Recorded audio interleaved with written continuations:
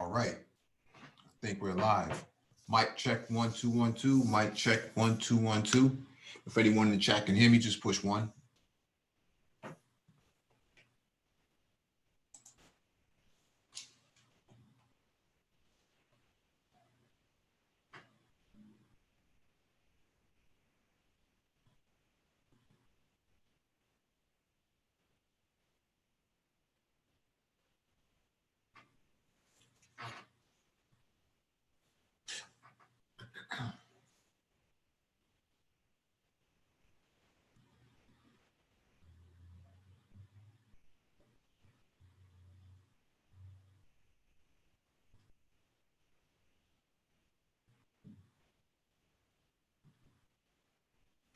All right, I got a confirmation from the chat. Thanks for the confirmation. Welcome back to the Black Brain Trust. This is episode 387, Black Car Talk. Please hit the like button as you come in, share the video if possible. Also hit that notification bell so you get all the updates from the Black Brain Trust, including those posted on the community tab. There's a document and description beneath the video for you to follow along with. Tonight is the final hours of the Black Brain Trust Moderator of the Year. Make sure you go over there and put your vote in for your choice of candidate so that we can actually close this out at 12 o'clock midnight. And then we can actually do the drawing tomorrow.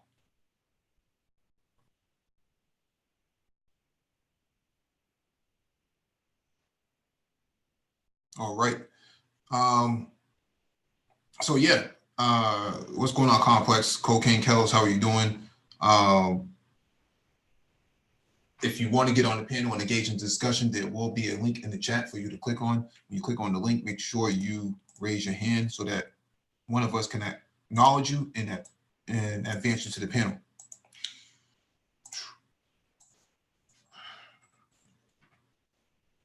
All right.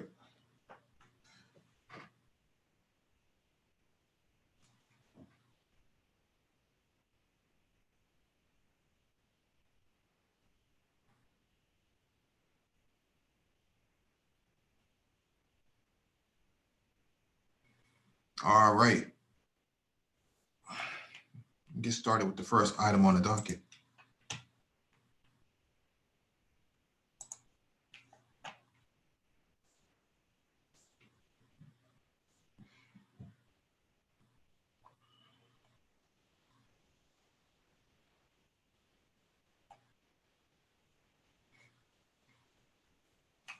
Advanced complex design.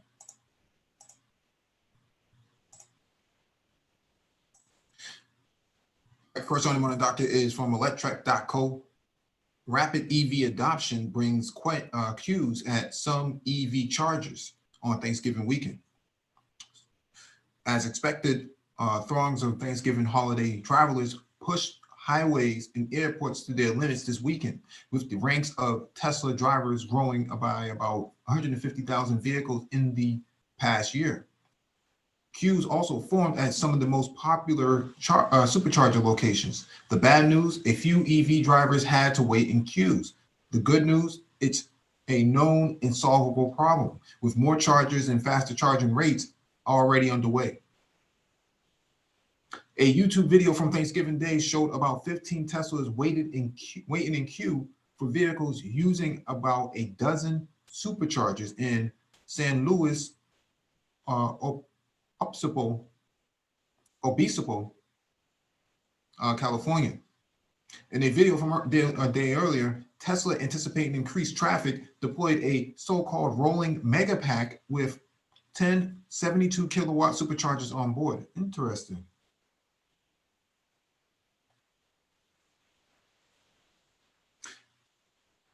Tesla reportedly said the Megapack carried enough energy to charge about 100 cars.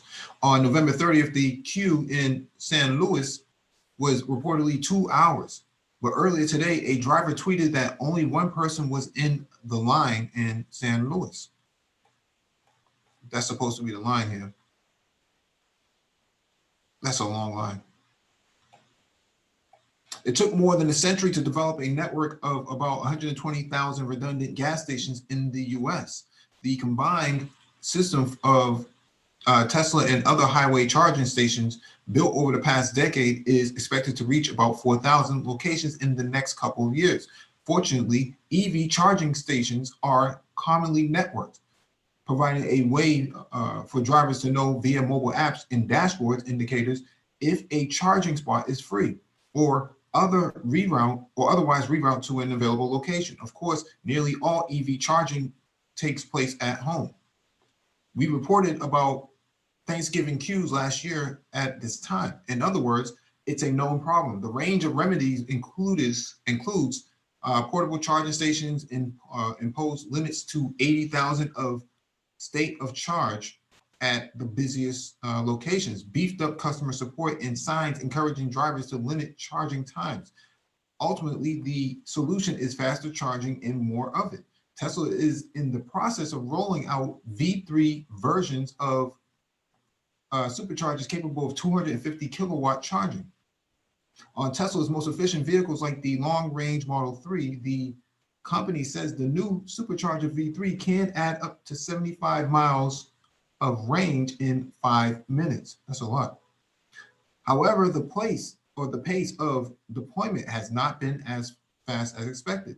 Finding the right balance is challenging. A fully utilized charging station or charging location with minimal waiting times is ideal, but queues of more than a few minutes are obviously an inconvenience to drivers. You don't want to underbuild or overbuild. This alarmist tweet over the weekend indicates that the construction of Tesla superchargers has not kept up with the meteoric rise of sales of the Model 3. That's a lot of cars. Tesla's biggest supercharger at Kettleman City, California, around 40 chargers, but the line is 30 minutes long.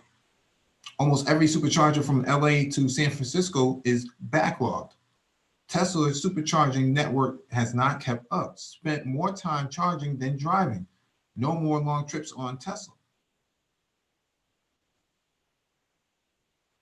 However, all but a few locations were operating with little to no waiting. In some cases, drivers facing longer than usual wait times pointed to superchargers in disrepair. One driver who has owned a Model 3 since August had not previously experienced a supercharger location. Pretty cool to see, he tweeted.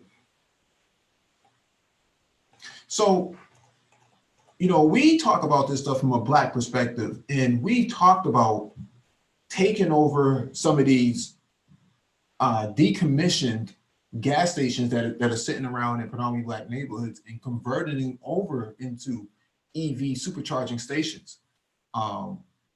This is a part of the fourth industrialization aspect of the emerging technology. Yep. It was going on complex. Your mic is low. Hold on 1 second.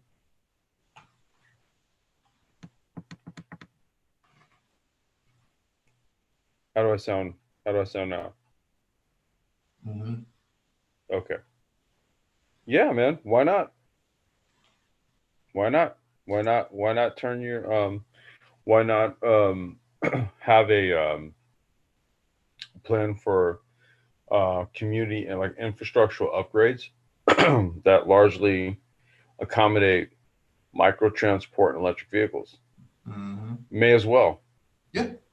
Yeah, because electricity is a public utility. So how do you leverage the existing brick and mortar infrastructure into renewable energy and a charging infrastructure for these oncoming vehicles? You have to make it fourth industrial compatible. Mm-hmm. Right? It's a structure, right? You don't have to change the structure. You have to integrate it. Mm-hmm. Okay, it already exists. You can. I think you had mentioned using like churches as. Oh no, high schools and middle schools have lots, because the size of a middle school and a high school is usually pretty big, right? Because it needs to accommodate more of the student population, right?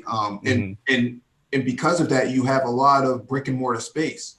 what I've seen, let me see if I can find a picture of it in Boston, because what I've seen them do is they've taken the side of these buildings and they've created these sort of scaffolds that erect in a tilted design. And what they've done is they added solar panels to the side, kind of like a dominoes, like dominoes in its falling effect.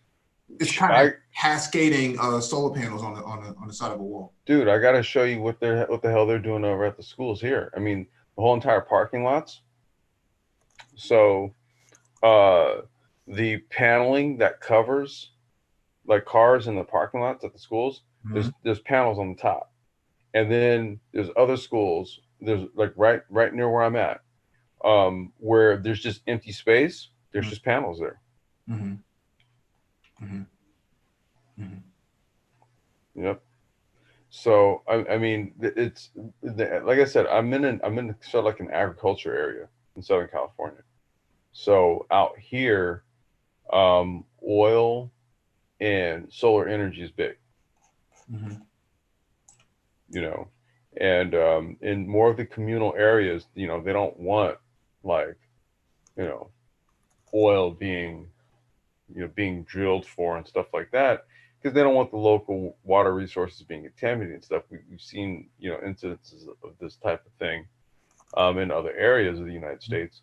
So, you know, if you get an abundance of sunlight here and thermal energy production, then, you know, a good supplement to oil in more of the communal areas is going to be solar energy. You know, so it would then make sense to extend that out into having something that could directly benefit from the production of this, i.e., micro transport and EV infrastructure. And I can only see it happening in urban areas. Yeah. This is a picture of the electrical International Brotherhood of Electrical Workers parking lot. This is what they put up. Yeah. So what they have here is a street lamp with, and down at the bottom with a vane, with a turbine vane up top, vertical. They call it vertical access turbine, and then you have solar panels right beneath it that tilt with the sun. So this is an example of what they're doing right now. This is right down the street from me. This is an example of what, and there's dozens of them all around the parking lot. And then what's that at the base down there? That's the charging port. That's the charger port, right? Yeah. Yeah. So that's what they're doing. I mean, this is one example of what they've done locally, but I wish I could find a picture of oh, I know the name of it. Let me see.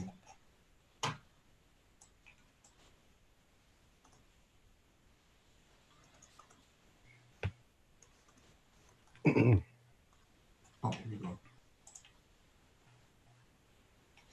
Here it is right here. So what they have right here, here's a better picture of it. So these little scaffolds right here sit on the side of the building, and they have panels right on it. Yeah. So they're not even losing any real estate. They're actually gaining real estate by that design. And so what I'm saying here is, with high schools, what you would do is the same exact thing. You would take the same exact structural design and prop it on the side or prop it up on the side of the brick and mortar side of the building that has the most amount of sun, and you can actually generate a couple thousand watts, probably anywhere between 3,000 to 5,000 watts if we're being conservative, right? I think some of the panels that we're looking at right here, anywhere between 250 to maybe 300 watts per panel, right, on a good day. So let me see, 1, 2, 3, 4, 5, 6, 7, 8, 9. I think there's probably about 10. You probably can't see in the picture. Yeah. Point of the matter here is that now you're talking, 2,000 to 3,000 watts just on one side of the building. So that's more than enough to actually charge a vehicle. Vehicles can charge off of 110, right? 110 over 15 amps. 110 volts over 15 amps will give you roughly 1,500 amps, 1,500 watts. Right.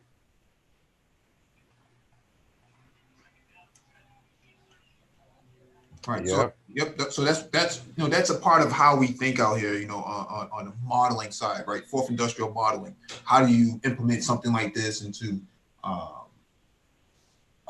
predominantly black neighborhoods to rebuild it, right, from a fourth industrial standpoint? Mm-hmm.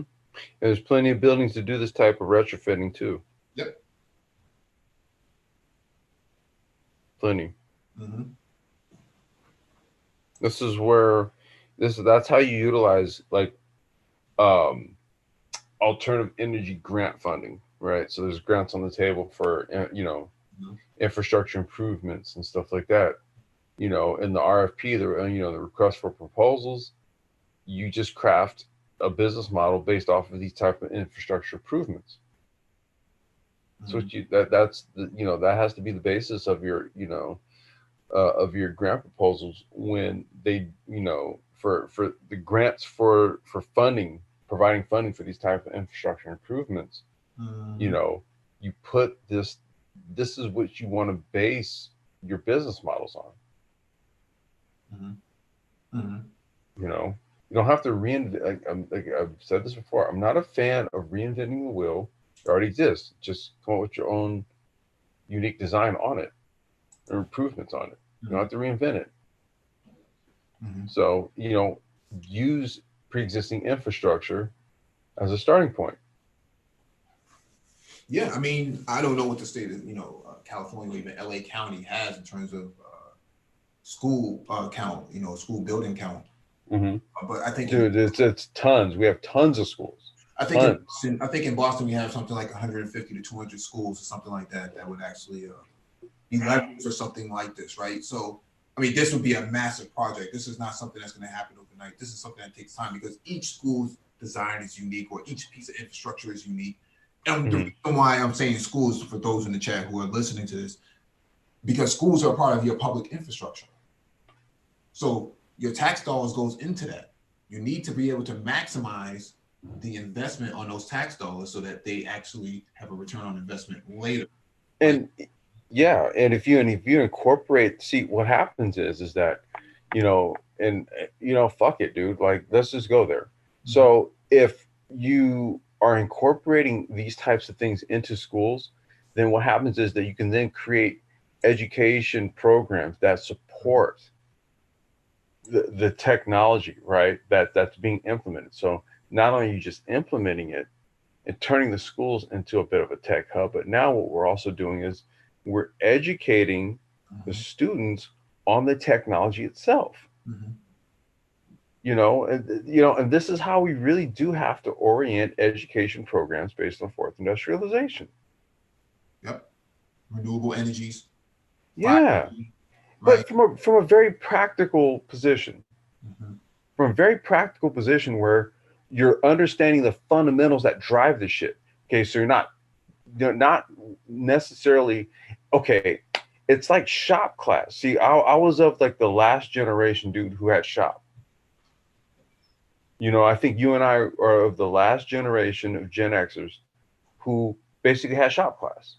Yep. I was in wood. I took wood shop for 2 years. Mm-hmm. That's how I know how to use lathes and shit. Mm-hmm. Band saws and all that kind of stuff. I took shop. Mm-hmm. Matter of fact, me and my good bro Adrian Young, like musician extraordinaire that I always tell you guys about. Okay, dude, he and I were both in shop class. I think we had like 2 years together in shop class and shit. Wood shop. Shout out to Mr. Carmine. I don't know if he's still around, but if he is, man, big ups to him. That's my wood shop teacher for 2 years. Mm-hmm. Learn how to use band saws, lathes, saws, hand tools, all that type of shit. Mm-hmm. That lends itself even into now being able to use tools and machinery. You know what I mean? It's kind of like, man, that was like the basis of it. So you still have to have that, even in today's time, even in fourth industrialization, you have to have some form of that. It's just that it's evolved. So now we're talking about 3D printing machines. Mm-hmm. This is what we're talking about now. We're going to be using, okay, and if we're going to use traditional machinery, well, then maybe we need to use CNC machinery. where it requires the knowledge of being able to program the XY axis, right, to basically machine out a piece of billet. Mm-hmm. You know, maybe we start there, and then more of like the fourth industrial based stuff is 3D printing machines. But you got to have this stuff. Mm-hmm. Yeah, yeah. I mean, this is a part of social equity, right? You're trying to get funding, investment from the federal government, from the state government into these sort of operations and endeavors, so that you can actually be at the forefront of all of this type of stuff. But you got to have a blueprint first. You know, I think there's a lot of pie in the sky sort of political ideals that that the government will just come in here and just do it for you. No, you have to do it. You know, you have to be the ones to actually drive all of this. The government's not going to do it for you. If you don't say anything, they're not going to say anything either. No, no, that's exactly what it is, man. It's not a thing where, yeah, you have to drive it. Yeah. You know, and you have to basically, you know, get the politicians on board and clear the way for you to implement this stuff. Yeah. Let me get to this next article from carbuzz.com. Porsche made some awesome transaxle sports cars. These days, Porsche makes sports cars like the 718 and 911 with the engine behind the cockpit, and sedans, wagons, and crossovers like the Panamera and Cayenne with the engine up front. But as any blue-blooded Porscheophile who knows their history will tell you, there was a time when it made front-engine sports cars too. With their engines up front and transmissions in the back, they are fondly remembered as the transaxle cars. They are still some of the finest sports cars Porsche ever produced. And Zuf and Hassan is looking back on their development in the past, in the latest top 5 video. Interesting. I've always been a big fan of the 944 for whatever reason.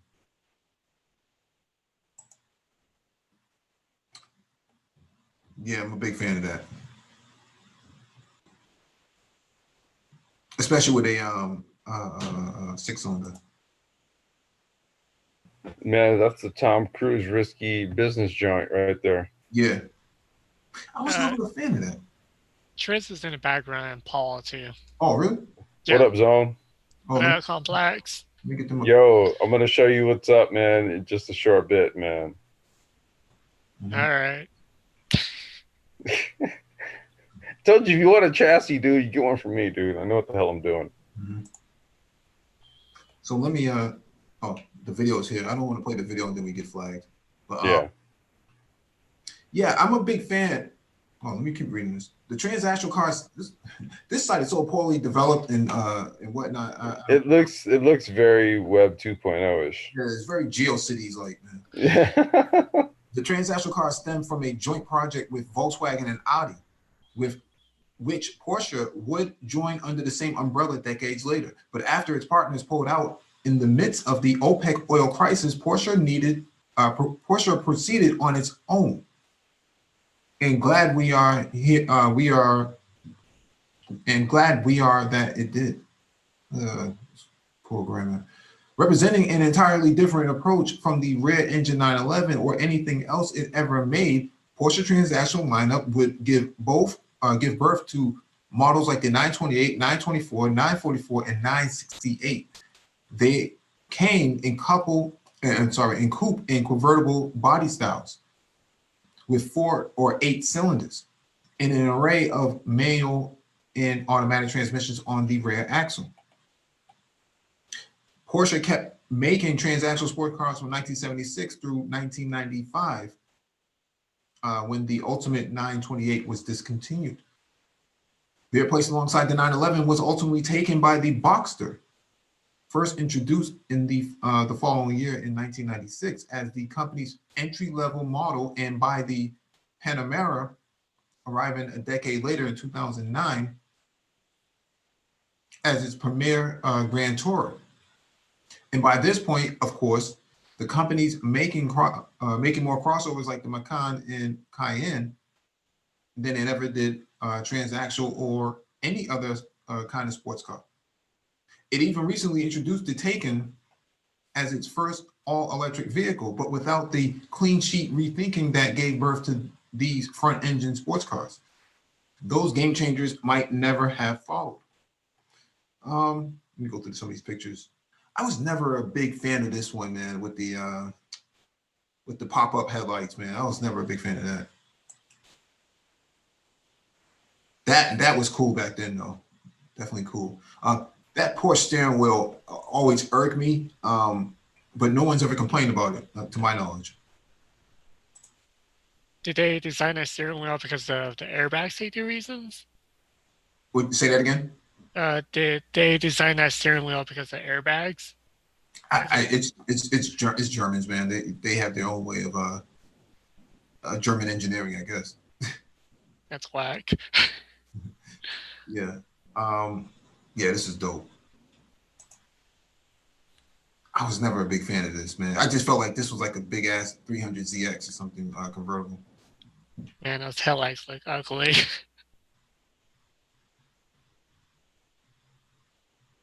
Yeah. We got Paul Bryan on the panel, the Minister of Defense. What's going on? Guten Tag, brother. Super Triz, Thai City. What it do? Yo.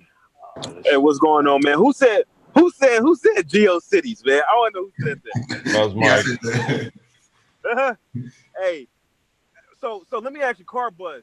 Now, when I first heard of Car Buzz, I heard of it as an app. Did they start off as an app?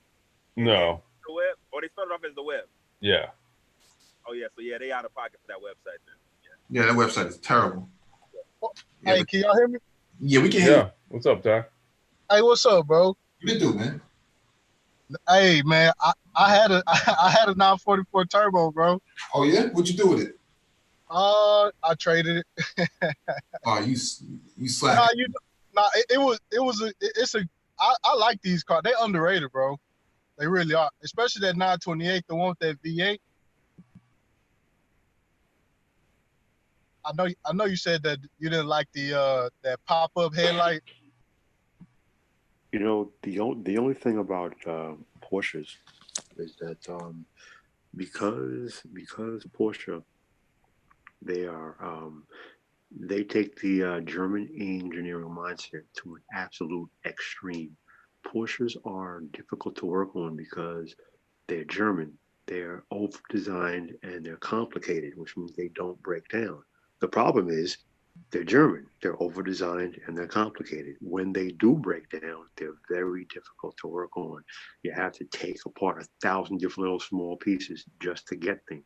Germans love to over engineer and out complicate each other when they make things. So if you own a Porsche, learn to work on it yourself or find a Porsche mechanic who knows. I was gonna say, Paul, you go to a Porsche specialist. You have to. You got to go to a Porsche specialist. Yeah, and I think don't even play around. Go to a Porsche specialist. Yep.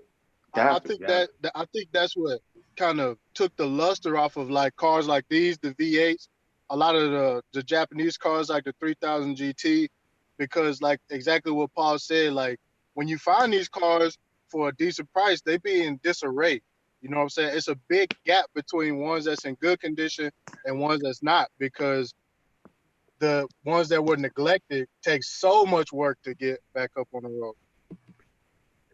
Yeah, you have to find a Porsche specialist and have it maintained there. These cars are complicated. They're difficult to work on if you don't understand the complexities of German engineering. So it is what it is. If you think it's an American car, you can just leave it and just slap at it, hack at it. You will be sorely disappointed. Yeah. Even Man, Paul Bryan couldn't wait to say German engineering. Hey, you know what, Paul, man? Hey, man, you know, I daily drive a Mercedes, man. My headliner falling out, man. I was thinking about y'all like, man, look at this interior.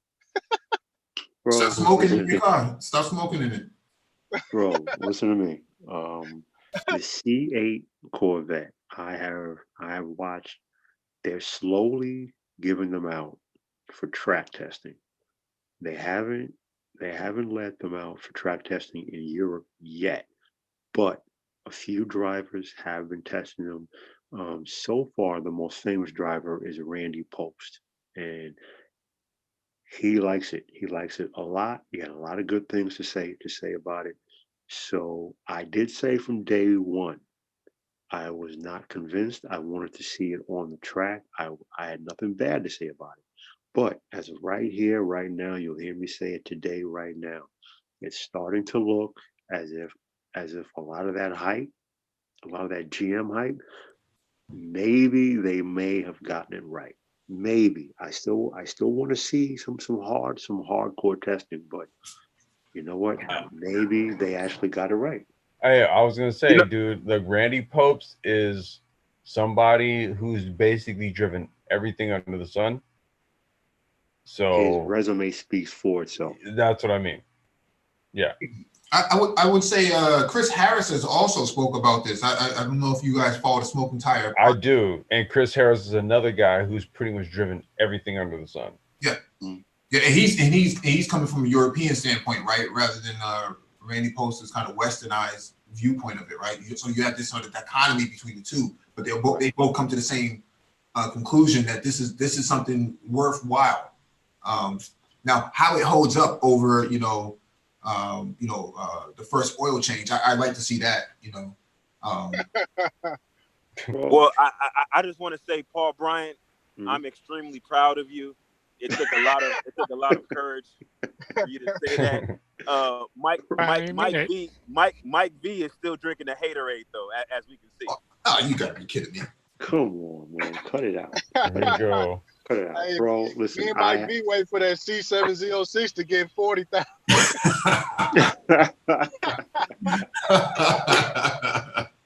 Bro, I am consistent. I want to see the C8 on the Nürburgring in the hands of journalists, in the hands of professional drivers. That thing has to break the 7-minute mark. It has to. It can't equal what the GTR did 11 years ago. It has to break the 7-minute mark. It has to. Even if the car does 6 minutes and 59 seconds, it has to break the 7-minute mark. Nah, I don't think it's gonna do it, Paul. I mean, 7 minutes and 20, 30, 35 seconds, that might make sense, but I can't see it doing it. Yeah, I can't either. But GM is the one who's created that hype. Because It wasn't me. the Taycan can't do it either. Well, Yeah, I'm like but this, the dude. Now, Taycan is look, heavy though. you can look. I'm gonna look at it more in the lines of competition. All right. Mhm. So if you're giving Ferrari, giving McLaren, if you're giving all these guys a run for their money in FIA GT3, in the GT3 class or whatever classes they're looking to run it, okay, that's gonna tail the tail. If you're in IMSA Continental, okay, running Sebring and Laguna Seca and all that stuff. Okay, what are you doing against the Porsches and the Ferraris and the McLarens, et cetera, et cetera, et cetera, the Fords? Okay, what are you doing against them? That's what's gonna. I get what you're saying, Paul, but I'm gonna say overall, because this is a production vehicle. Okay, so it's that whole sort of race on Sunday, sell on Monday philosophy. But just counterpoint. I don't disagree. Just counterpoint. The C7R has dominated its class since it came out, and it has won 24 Hours of Le Mans in its class year after year after year. However, the street version, the C7, it's still an unruly, brutish beast that the Europeans run circles around. So it's a Dr. Jekyll and Mr. Hyde. The C7R, the racing version, is better than the European exotics in its class. But The road going version, the regular C7, nah, it's not even close. Well, It's so night and day. and look, that's okay. That's on GM from a marketing standpoint because you've got if you're able to dominate, like, okay, dude, we already know, dude, Europeans do this shit the best when it comes to motorsport. Okay, so if you're able to dominate in that market, okay, you need to be looking at getting some of that European market as well as that US market. Like, you can't dominate in a European setting, but still trying to appeal to the American market segment. And And that is what I have Well, been telling people for yeah, it's like there's a 20 plus years. disconnect there. There's a well, disconnect. Yeah, you well. can't have it both ways. Here's the issue Yeah. though. But here's the big issue, right? So when we look at an actual R version of the C7 Corvette, what is the stick? What would you expect to pay for a C7R, and what would you expect to pay for one of his contemporaries? Yeah, Both of these cars are going to be north of probably what 300. I mean, maybe $500,000 for like a full going racing version, right? But when you look at the actual C7 road going version, you're talking about a car that's substantially cheaper than its contemporaries. So there has to be a like if you have a price that's under, say for instance, under $100,000, there are just certain things that you're not going to be able to put on that car. I disagree because if you look at the road going C7, it has the same interior as a $20,000 Chevy Aveo. It has hard plastics, cheap fake trim, the same switches as Okay, Oh my God. but hold on. Okay, Paul Bryant. Oh, Okay, let's play extreme. ball. Oh, that's extreme. Let's play ball. That's not Let's play necessarily. ball. Okay, so what car coming out of Germany, front engine, rear wheel drive, V8, 400 plus horsepower? Let's go. Which one? M5. the M5 is $100,000 car, and it's been that way for like 6 or 7 years now. Exactly. So, if you're talking to meet the criteria that you just gave me, there are several vehicles. Since before, I'm going to answer that question directly. Mercedes-Benz and BMW and Audi. Now, I'll also say this.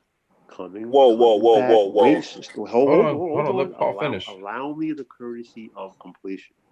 Coming back to the C8. It goes in the background.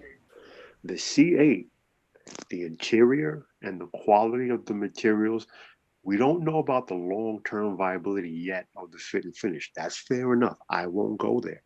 But from what everyone is saying, the design and the interior materials and the way everything looks, they're saying, listen, it looks straight European. It can compete with anything from Germany, from the very best. So all I'm saying here is, I won't go there as far as the C8R versus the C8 road version. But apparently, GM has done exactly what Complex just said. They're saying, listen, we're going to aim this thing directly for the Europeans. We're going to make a product that will directly compete with the best the Europeans can give us, at least for sub $200,000 prices. Yep. So it appears as if GM has finally gotten the message, and they're no longer half pregnant. They're all in. They're completely both feet in the water. So what I'm saying here is, as a person who loves German cars, who thinks US cars are crap, I will say this. It's starting to look more and more as if Super Triz, maybe you may have been right. Maybe GM has gotten this thing right, and they produced a full car that can compete on every level with the best of what Germany has. Maybe Okay, so that's it. That's big. If they're able to pull that off, that's huge. What's up, fellas? What's going on, guys? What's up, Nagone? Gone. See, How are you, sir? See, What's I'm up? looking at the C8R versus the GT. Oh, my bad. What's that? The GT? What you talking about? The Ford GT? Yeah, I want to see them two now. Not this is interesting. Now that y'all talking about price. But see, that's the whole point. See, GM has put out an inferior product from an aesthetic standpoint because what you get for the money can't be matched by anything coming out of Germany. So they were still able to sell the C7 with a hard plastic Chevrolet Aveo interior because it had a V8 and it was rear-wheel drive. So that's the point I'm trying to make. So like when you talk about competing, right? Nothing from Germany, and I mean, let's be clear. I'm not saying that Corvette is making a better product overall. I'm just saying that certain aspects of the Corvette you're not going to find coming from anything out of Germany or even Japan for that matter. You're not going to find. Yeah, I was just about to say that, bro. I don't know. Wait. I have to say that, bro. I don't know, bro, because now if you're talking, listen, the C63 AMG, if you how much is that? Whoa! That's a whole different car. It's a whole different car. I'm talking about a two-door coupe. I'm talking about a traditionally proportioned sports car. Not a sports sedan, not a sports a sporty coupe. Does a C63 come in available? Or I think it's CLK 63, whatever, the two-door. But I'm talking about an actual sports car, right? So what's the next sports car? We got the AMG GT. How much does that cost? Audi S5. Audi S5 is almost like a CLK Audi version. No, it's not. No, it is not. It most certainly is not. The only reason I have not, nor will I ever buy the S5, it doesn't have a moonroof. It has a pop-up glass. It doesn't slide open. If not, I would have bought one years ago. That's a straight sports car. And the S5? Paul, nobody looks at the Audi A5 or S5 or RS. We look at that. It's a sporty coupe. Don't get me wrong. I love that car. It's very attractive, a blistering performance. But I mean, when we look at like an actual sports car, it doesn't look like I'm talking about. I need something that looks like a Corvette. That looks like a sports car. Dodge Viper, AMG, Mercedes, AMG GT. Those look like sports the cars. Audi S5. That shit looks like a sports car. My boy. No. I got it. I think I see where Triz is going. I think aggressive like a motherfucker. I've said I know how the cars I've been in. I know what's up with that. The car is a beast. I'm just saying right now, if we're gonna talk about Corvettes and what they're trying to do and how they're trying to compete with all these butter-laid ass European joints, they're putting their money in the mid-engine. They put it in the drivetrain, in the suspension, and that's where the money is going in that car. Everything else is going to be fucking kind of cheap, but where the key is for performance, that's where they're putting whatever money they're putting into that car in. And that's all I was saying, Nagone. That's all I was trying to say. And from what it's not going to be a pointed, man. You look like the top end Mercedes and all. So it's not going to be like that. But then again, if you want to put all that in, then you have to pay $100,000 for the car. So I think see where Triz is going with this, right? So Triz is saying he wants a car that was built from start to finish as a sports car, rather than something that was kind of homologated into. The only American car that was done that way was the Viper. Okay, the Viper came out as an experimental car and a sport car. Didn't even have a roof on the hood on the top of the car when it was first kind of like introduced.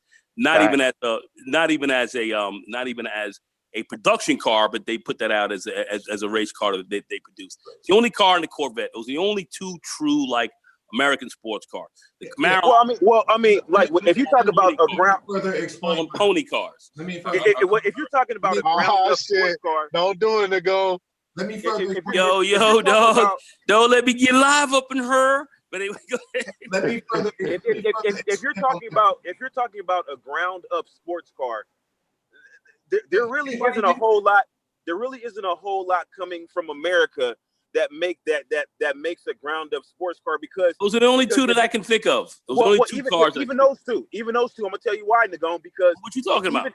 Even those two are parts Benz cars. Now there's certain elements. There's a lot of elements of the Viper. Hold on.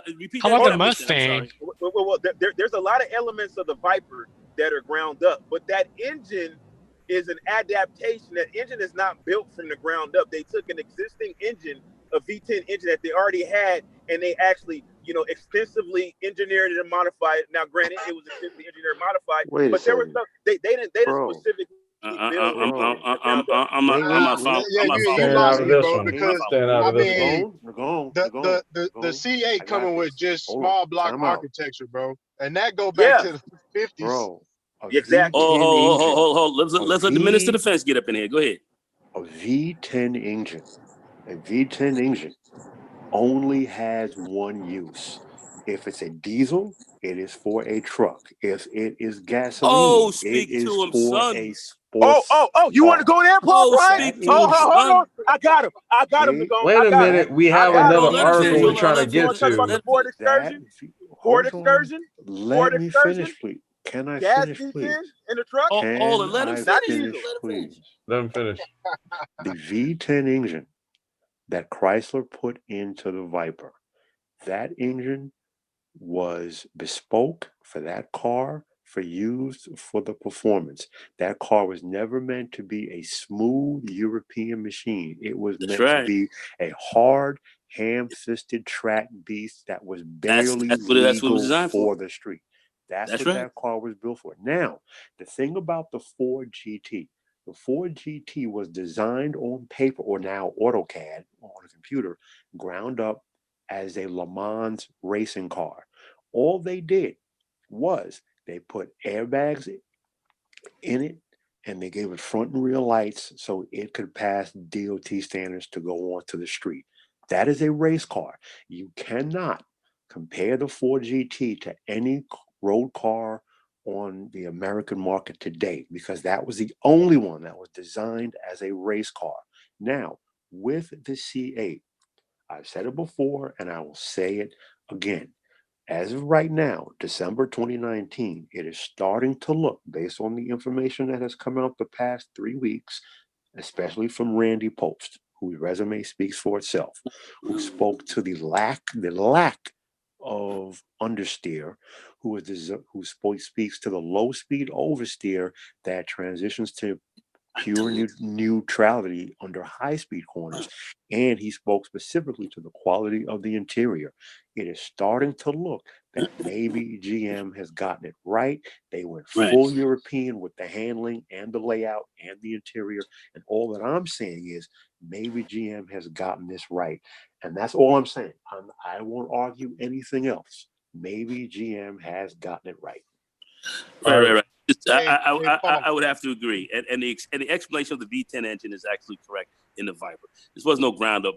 This was a specially designed V10 for this race car. It was designed specifically for the track. And if you remember when they tried to put that car on the road the first time as like a kind of like a commercial car where you could buy it, motherfuckers was flowing them shits off of the side of mountains and shit. People couldn't even drive them things because they had no anti-spin. You had these knuckleheads who thought they could drive, couldn't drive for shit, where we're actually in a real race car, and they couldn't drive it. They could not drive the car. They had to tone the motherfucker down, and that car still only had 450 horsepower in it when it first came out. They didn't even have the 500. So they put more horsepower in it, and they made the car heavier, so people could control it a lot better. And I think they had a spin and an anti-spin that they ultimately put as an option on the car. Because if you didn't have real driving skills or some kind of racing training, your ass was going off the road in that car. Going off the road. Hey, what would y'all classify the Saline S7? Saline S7, a highly geeked up pony car, transformed pony car. It's like a hybrid car. Yeah, it's a hybrid car. They threw they put 2 seats in there, put the whole back on. I've seen the whole Saline, man. Like I said, they altered the pony car to be a sports car. Remember, the Mustang was never. Bro. I think you're talking about a different car, bro. The Saline? Saline S7 should be considered a supercar. A supercar? You would consider that a supercar? Yeah. Mm-hmm. Yep. A supercar? Okay. Yeah, because built as a race car. I'm not gonna argue that. Okay, but I mean, it's not a production car for sure. No, it was it's not production. No, it's not production. They had to do a minimum production run to meet homologation. Right. I mean, that's what a GT40 is. That's what a GT40 is. No, the GT40. No, see, you're misunderstanding with the GT40. The GT40 was designed from the ground up. That car was designed to race in the WEC, World Endurance Car Championship. Yeah, but homologation in the fact that they only made enough so that it meets the homologation rules to race on the track. Right. Those are the rules. That's right. That's exactly you have to produce a certain amount in order to race in WEC. How many cars did you have to produce? Was it 500 something? How many cars did you have to produce? 500, for the right? LFA. Yeah, that's right. 500. Right. So that car was designed from AutoCAD up as a race car. When they designed it, they incorporated airbags and turn signals for the road version so it can pass US DOT standards. That is a race car. It was never designed as a street car. It is a race car. And everyone who drives it, they will tell you the thing is rough, it's very hard on the street, and it feels like a race car. It is no different than the Porsche 911 GT3. It is a street legal race car. I'm putting the Saline. I'm putting the Saline in that category, bro. Wait. What was that time? Saline, you know, Saline is too bad and heavy. Nah, that Saline is in there from the ground up, bro. That is a no, it's not. No, it's not. No, it's not. Maybe in intent, but not in production. Not as actual use. Maybe that's what Saline wanted to do, but no, the car is falling flat on its face as far as racing. Yeah. That's true. But you guys would call that a supercar, right? That's a supercar. Yeah, it falls in the supercar category. It's a supercar. It's not. Would you say Cassidy? I'm kind of more with. It was built from the ground up as a race car, man. I don't know what. It ain't no. Well, I know it ain't done. I know it ain't done shit on the track, but you know, it's a straight up pig on the track. So. I mean, they said y'all was saying the same thing about the F40. That you want to talk about the Ferrari F40? Yep. The F40, it was on the track. I saw that. I saw them racing that shit at IMSA some years. The thing about it is built from the ground up as a race car. That's what I'm saying. But the thing about it was that it didn't do what they thought it would do. I won't say the last great. Well, no, the last like dominant sports car. Well, I don't even know if it would even count because it was a prototype. It was the SP333. That was the last non-Formula One car that Ferrari built. That was just a beast. You couldn't beat it. And that was in the 1970s. No. I'm talking about the SP333 of like the mid to late 90s, Paul, into the early 2000s. The prototype. It was the IMSA prototype. Hey, that S7 is stupid, bro. Hey, I'm sorry, Mike. Hey, Mike, I know. Let's move on, bro. I know you've been. Yeah, according to this caption right here, it says, even if it's more than a decade old at this point, Steve Saline's supercar is still a jaw dropper. So what we're saying here is not really all that far off. It is a supercar. This is not. Yeah, supercar. Okay. Yeah, it's a supercar. I know it wasn't tracking well on the track. I remember that some years ago. It was never competitive. No. Yeah. I heard it really wasn't. And I knew guys who were going to Saline with their Mustangs and had their Mustangs all redone and supposed to had track worthy Mustangs. The Mustangs were good, but they weren't doing shit on the track either. So they weren't doing. The Saline Mustangs have been more successful than his actual S7. Yeah. Well, why does it say it went to Le Mans? Yeah. They ran this thing. This thing did a campaign for some seasons in Europe, and dude, it didn't cut the mustard.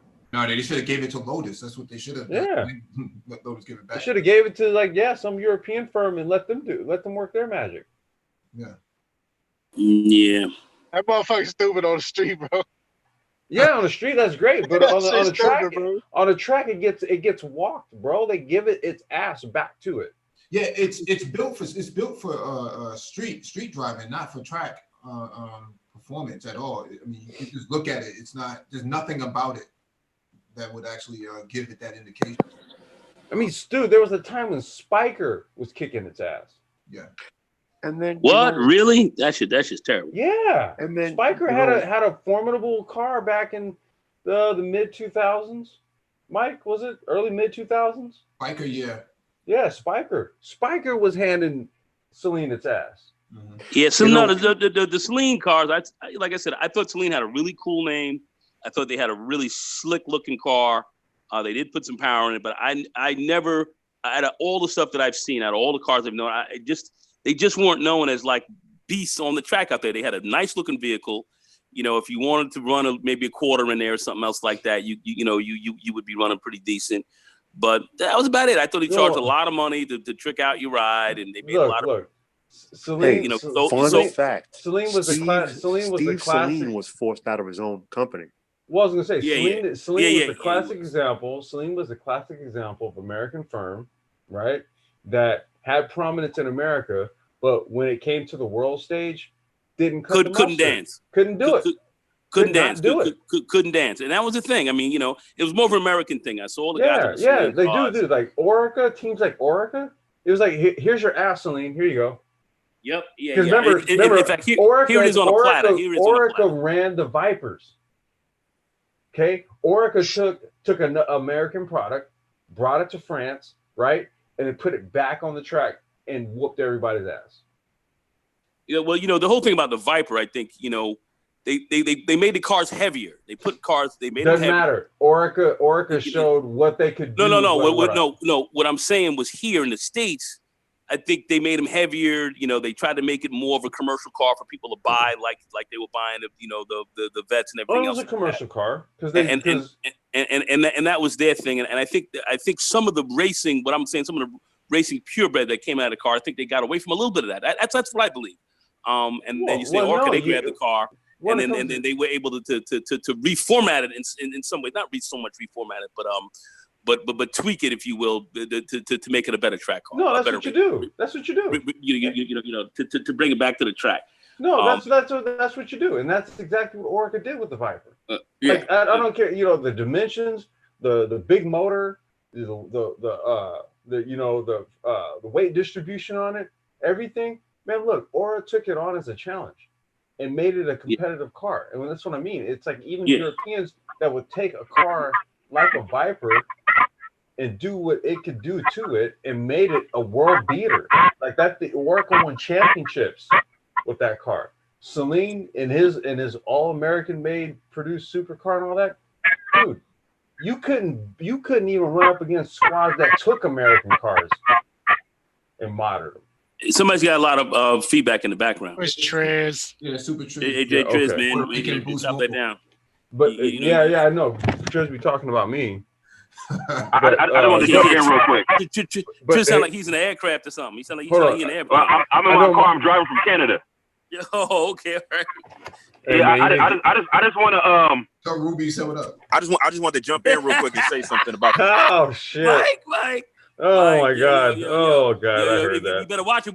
I'll bring Preem in here. I'll bring Preem up in here. Oh, sorry. Leave that guy. Yeah. Go ahead, Trez. Please leave him wherever the hell he is. Please. Can you hear us, Trez? I'm here. Bring that freaking Joker up in this piece. But anyway, go ahead. Go ahead, Trez. Yeah, well, I just want to read something out of Wikipedia about the engine. It was conceived and prototyped as a Magnum 5.9 with 2 extra cylinders and a longer stroke of 3.88 inches. This is talking about the Viper engine. Okay. So what I'm saying is that, like, I remember there was an article and it was talking about when Lutz was ahead of Chrysler, what they wanted to do was they wanted to build something in the spirit of the Shelby Cobra, and they wanted a V10 engine, and his words were, you know, we got everything in the parts bin already.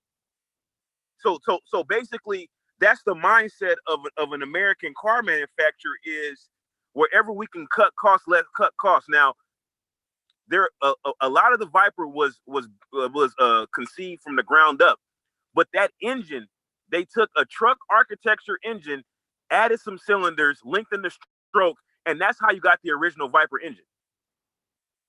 Because what I'm saying is that, unlike the Europeans, Americans really don't want to build nothing from the ground up because they're always trying to cut costs. Okay, well, this is what I'm trying to ask you.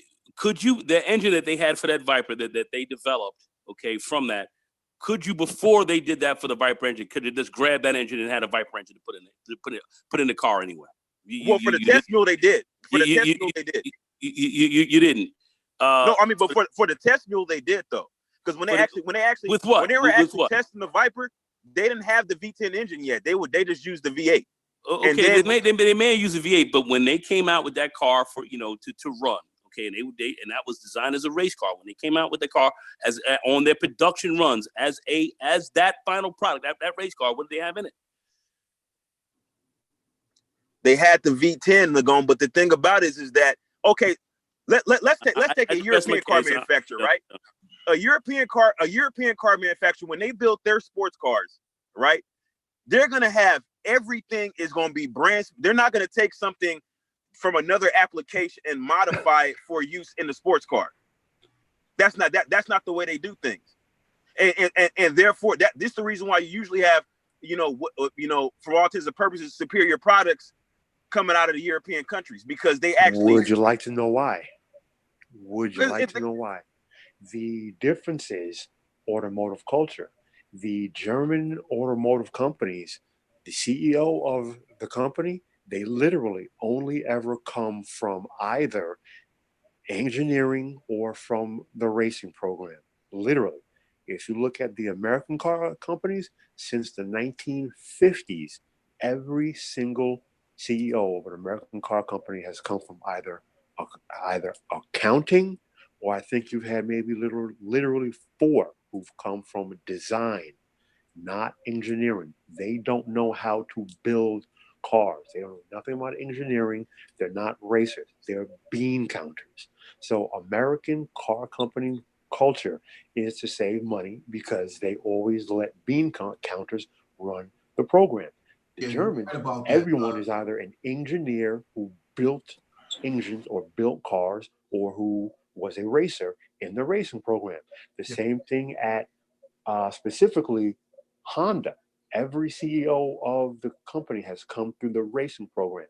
Every person who gets an official title has to come through one of the many various Honda racing programs, Formula One when they had it, or their other automotive motorsports divisions. That's the difference between the Germans and the Japanese and the Americans. They're car company people, they're car people. The Americans, they're bean counters. Well, the issue is that when the Americans try to have a CEO that's an actual designer, the companies always fail. Well, I think that's a different perspective, but Paul Bryan is right about the people coming through the racing program. If you look at the director of Porsche's GT3 program, Andreas, he came from that area as well, and that's why the GT3 is so successful. And as a matter of fact, they put him onto the Golf R and the Audi S-Line series. That's right. That's right. Who's that? Right. Complex is on the background. Oh. All right, let me get to this next article. This one is from autoevolution.com. Next generation Nissan 370Z rendered looks clean and sharp. Nissan is well aware of the fact that the Z bloodline needs some fresh material, which is why the car maker has started testing the successor for the 370Z, as we've discussed earlier this fall. And while the Japanese automotive producer is busy with the said task, designers around the world dream about the look of the newcomer, even though their efforts aren't related to Nissan. So, all right, let me read this real quick. We've already discussed 2 styling proposals for the successor of the Nissan of the 370Z, one that appeared slightly cartoonish and one that looks like a modern Fairlady Z. Well, we are now back in the game with a splendid concept. The contraption portrayed here perfectly represents the Nissan Z car line, so anybody who knows a thing or two about sports cars will easily figure out its identity. The strongest point of this virtual machine has to be the simple design, as opposed to the overly busy styling cues many car makers introduce nowadays. This proposal sticks to the basics and thus become a sight for sore eyes. Of course, some of the lines we see here will inevitably become more complex en route to production. For instance, the wheels need to be actually covered by the fenders, so rocks and road debris don't get thrown around by the tires. However, with such a starting point, it's difficult to come up with a showroom model that's not a sight for sore eyes. As for those eyes, more companies need to come out with such a light signature before people start believing this only belongs on Porsche models. Interesting. Make sure to check out their pair of social media posts. I know Ty City has something to say about this. Although they say that the fenders need to be wide enough, I figure why not just call Liberty Walk? Yeah, RBW. But you know what, man? These is like dream designs that'll never happen, bro, because you just can't design cars like this no more. Period. Why not? Okay, hold on a second, fellas. I don't want to interrupt you guys. I talked to my dealer, the guy down over here, man, over at Curry. They're backlogged on the C8s, bruh. You may have to, they're supposed to be coming out in April. You may not be able to touch one of these bitches till the summer. Yeah, so I'm saying. Yeah, we talked about that. Back to regular schedule programming. Go ahead. Yeah, just throughout the safety standards and whatnot, none of these design cues. This is like a fantasy, bro. Wait, did you design it? Man, you know what? I damn sure should have, man. Oh yeah. I could have designed something like that. That stands wicked, bro. Oh yeah. What do you mean? What do you mean? It's like a fantasy. What do you mean by that? It's a fantasy, bro. Because first of all, the headlights they've been raising these headlight requirements for a long time. There's it's gonna have to have an integrated bumper. The bumper is not gonna be nothing like that. You know what I'm saying? And see that door. See the door. Even that door won't pass. That door won't be that streamlined when they have to design it around a safety beam. I hear what you're saying. Just look at the Supra. Look at the new Supra. That design looks crazy though. That design looks mean as fuck. Look at the new Supra. It follows the traditional Supra lines, and that was the whole point of the. No, bro. Dude. Go ahead. Well, none of the best designs right now are coming from Ferrari, Porsche, and these other places because they have a way with optical illusions to make you see it a different way. Dude. This is right here. And Paul, I'll defer to you. All this is right here. This is a conceptual. This right here is just an automotive design. It's not. This isn't. This is a concept. It's not illustrated based on any sort of DOT standards, specifications, or anything like that. You're gonna take styling cues from the concept, and you're gonna make it DOT compliant. So the best end styling result is cues gonna look different. The best styling cues won't work. Well, dude, of course it's exaggerated. The whole point is to generate some sort of it's to stroke the imagination. It looks futuristic at the same time. It looks traditional. Right. But the final product obviously has to be built towards some sort of DOT standards, right? So it's not going to be exactly what you're looking at in the automotive illustration. But it's going to be way different. Yes and no, because when you look at Teslas have beautifully integrated front end bumpers. Now, the safety standard to which you were referring, specifically the headlights have to be X amount of inches above the ground. So God forbid the car hits a person head on, they don't have that mass and potentially sharp edges cutting off your legs. The belt line where the actual window recesses into the body has to be X amount of height above the ground for an integrated steel safety beam. And they tend to run a higher belt line than a lower belt. Correct, which are the current automotive standards. So I hear everything that you're saying, but when you look at Porsche, when you look at Ferrari, and you know what, keep it American. When you look at the C8, that bad boy sits low. The belt line is low. The front headlights are low. So I hear what you're saying. We won't see cars like the C8. He's right. You're sitting on the ground in that car. You're sitting on the fucking ground. Well, that's the reason why even in big the dudes automotive... it's a problem for big dudes as well. But look, what I'm saying is that door panel on all the new sports cars are at your shoulder.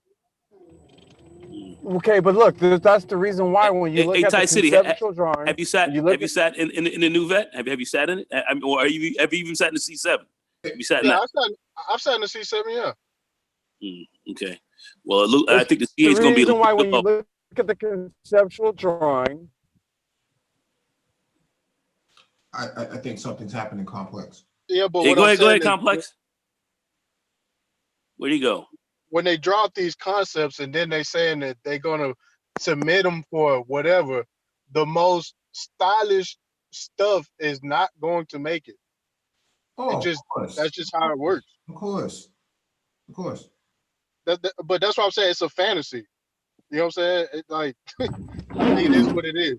Even with the new Porsches, right? You could tell that they went around the safety stuff. They set the headlights back further and gave the car a nose. The nose gives it that optical illusion that makes it more sleek. They find ways around it. A lot of these car companies are just they're not doing it.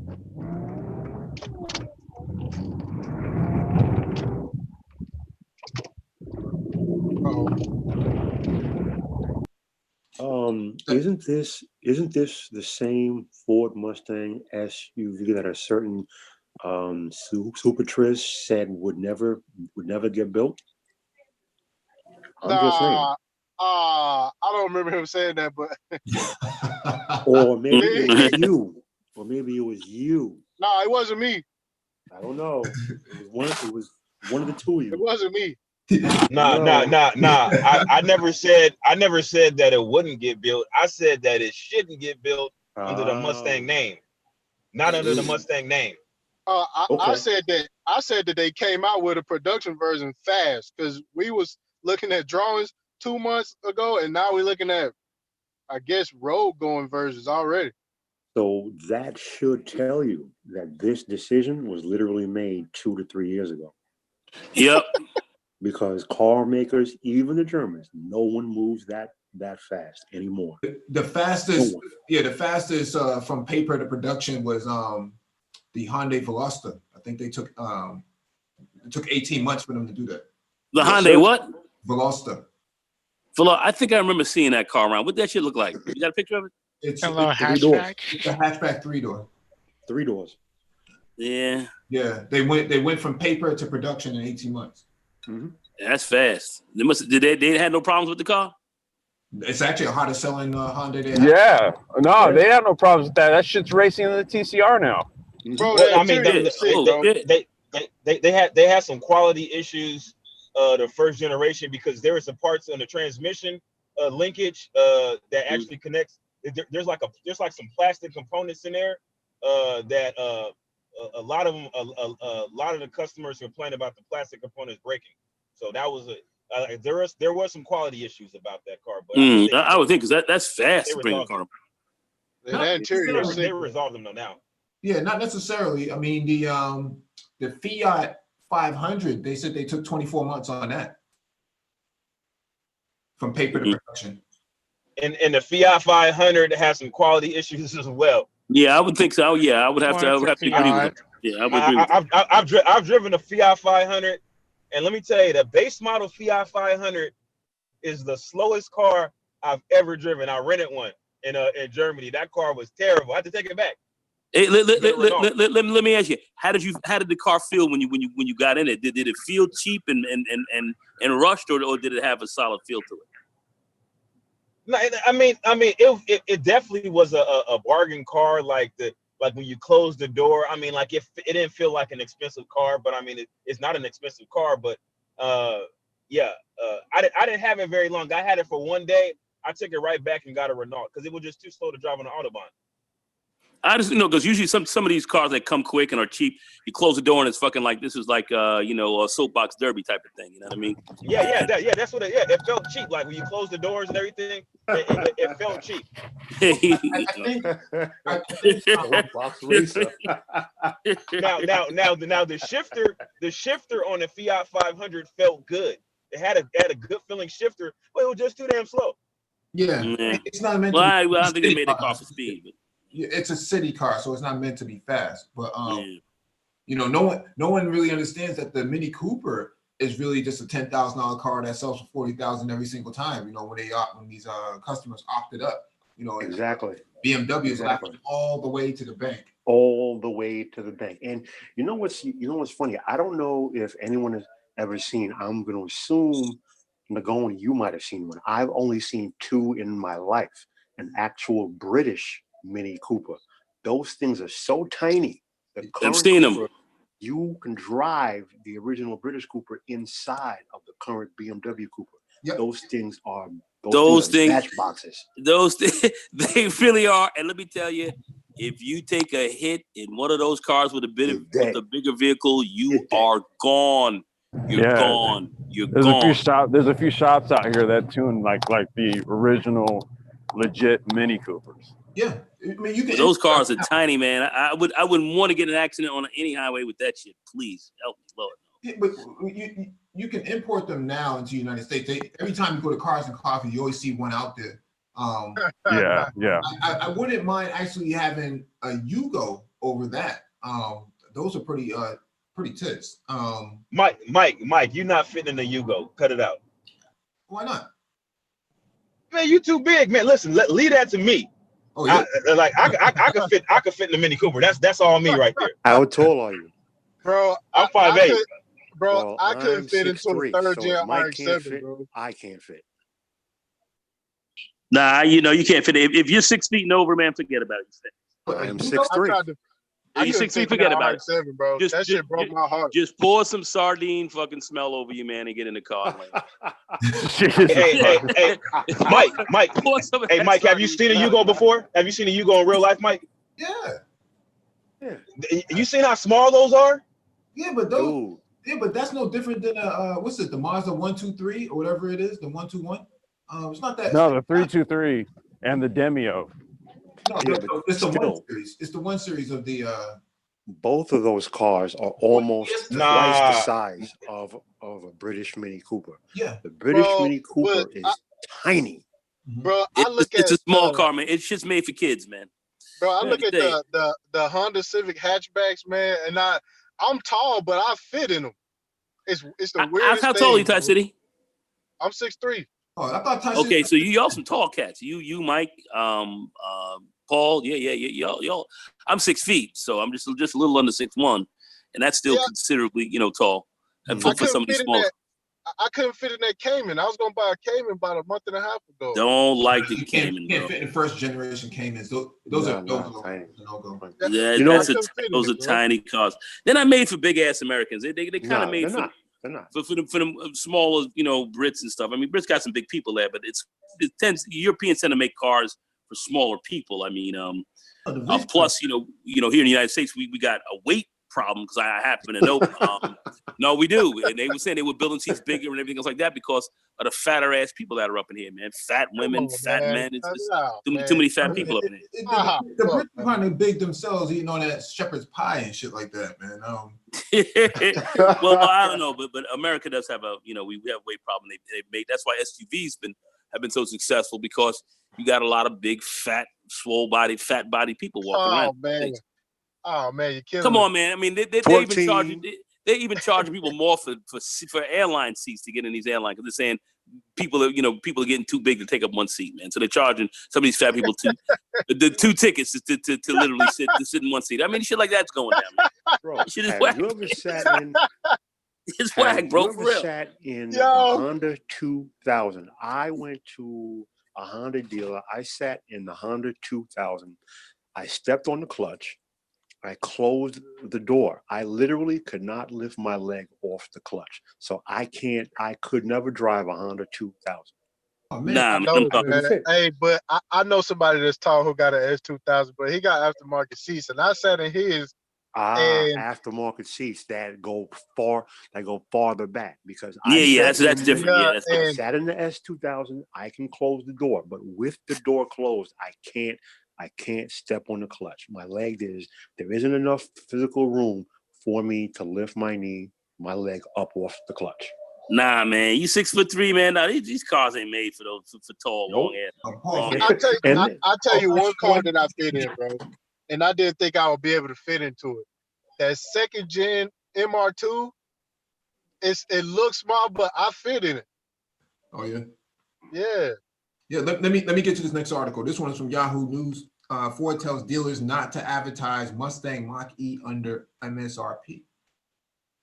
So far, the Ford Mustang Mach-E has already proved itself a successor for the Dearborn automaker after live streaming the debut to 140,000 online watchers. The recording of the debut has been watched online more than 6.5 million times, and 1.7 million visitors have landed at the Mach-E website. Ford's U.S. marketing chief told the Detroit News the company has never seen those kind of numbers. Furthermore, conquest buyers are heading to Ford dealerships a year before the first of the electric crossovers are due on the market. A dealer outside Phoenix said 2/3 of the 47 people who've made reservations with him are new to his dealership. Some also new to electric cars. In an attempt to keep customers happy, once the traditional car shopping experience begins, Cars Direct reports that Ford wants to forbid dealers from advertising the Mach-E below MSRP. This is similar to what Apple does. The revelation came out of a dealer bulletin, Ford explaining the restriction by saying it wants to be competitive in the battery electric vehicle space by transacting in the way customers want to transact.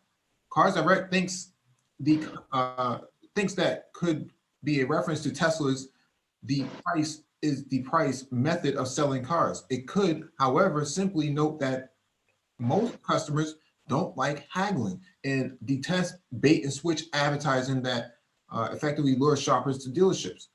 Since dealerships are franchises and can advertise any way they wish, such as the recent guns, Bibles, and flags promotions, Ford can't prevent dealers from advertising below MSRP. So-called minimum advertised pricing is voluntary. And the dealer can sell the crossover for any price he or she can get, above or below MSRP. But dealers that toe the line on advertising will be rewarded with one of 3 planned allowances. In the beginning, at least, the first of Ford's allowances pay an amount for each Mach-E delivered. The second is a reward for adhering to the advertising prohibitions. The third is an incentive for a dealer maintaining certification to sell EVs. Also, to head off the counter tactic of shoppers holding invoice pricing, hammering a dealer for a discount, a new Ford tactic called e-invoice will show invoice and MSRP as identical. We have a lot of questions about that. We've posted to Ford. Stay tuned for details. So I don't know, man. People haven't even driven these cars and they want them. It's kind of the Tesla effect. People have never driven a Tesla, have put their money down onto a Tesla, and they just completely ordered it online and had it delivered to their house. Fix or repair daily. I guess that's no longer the model. What say you?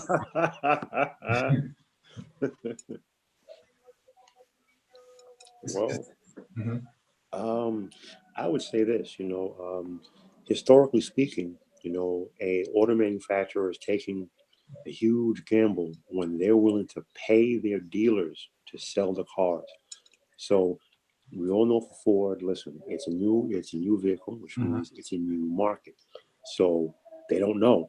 So they realistically can't hedge your bets. They have to jump in full both feet in. So they're doing whatever they feel they have to. And if that means paying dealers just to sell cars, apparently Ford is willing to do so. Because whatever the future is, as I said, I don't know how aware you guys are. Even though the products aren't to market yet, this one product is. But the automotive industry, they have already moved towards full electrics. So there you go. That's all I have to say. I shall now concede the floor. This picture, that's all I have to say. Anybody else have anything you want to talk about with the Ford Mustang Mach-E? That shit looks hot. It looks pretty hot. Yeah, I don't know if it's going to drive like a Mustang though. But it is an interesting strategy though. It looks hot. Yeah, I mean, maybe Apple might take on the same advertising or a strategy, marketing strategy by trying to sell like the new MacBook as an iPhone or some shit like that. Because they are obviously their MacBooks are not selling as they used to from a technology perspective.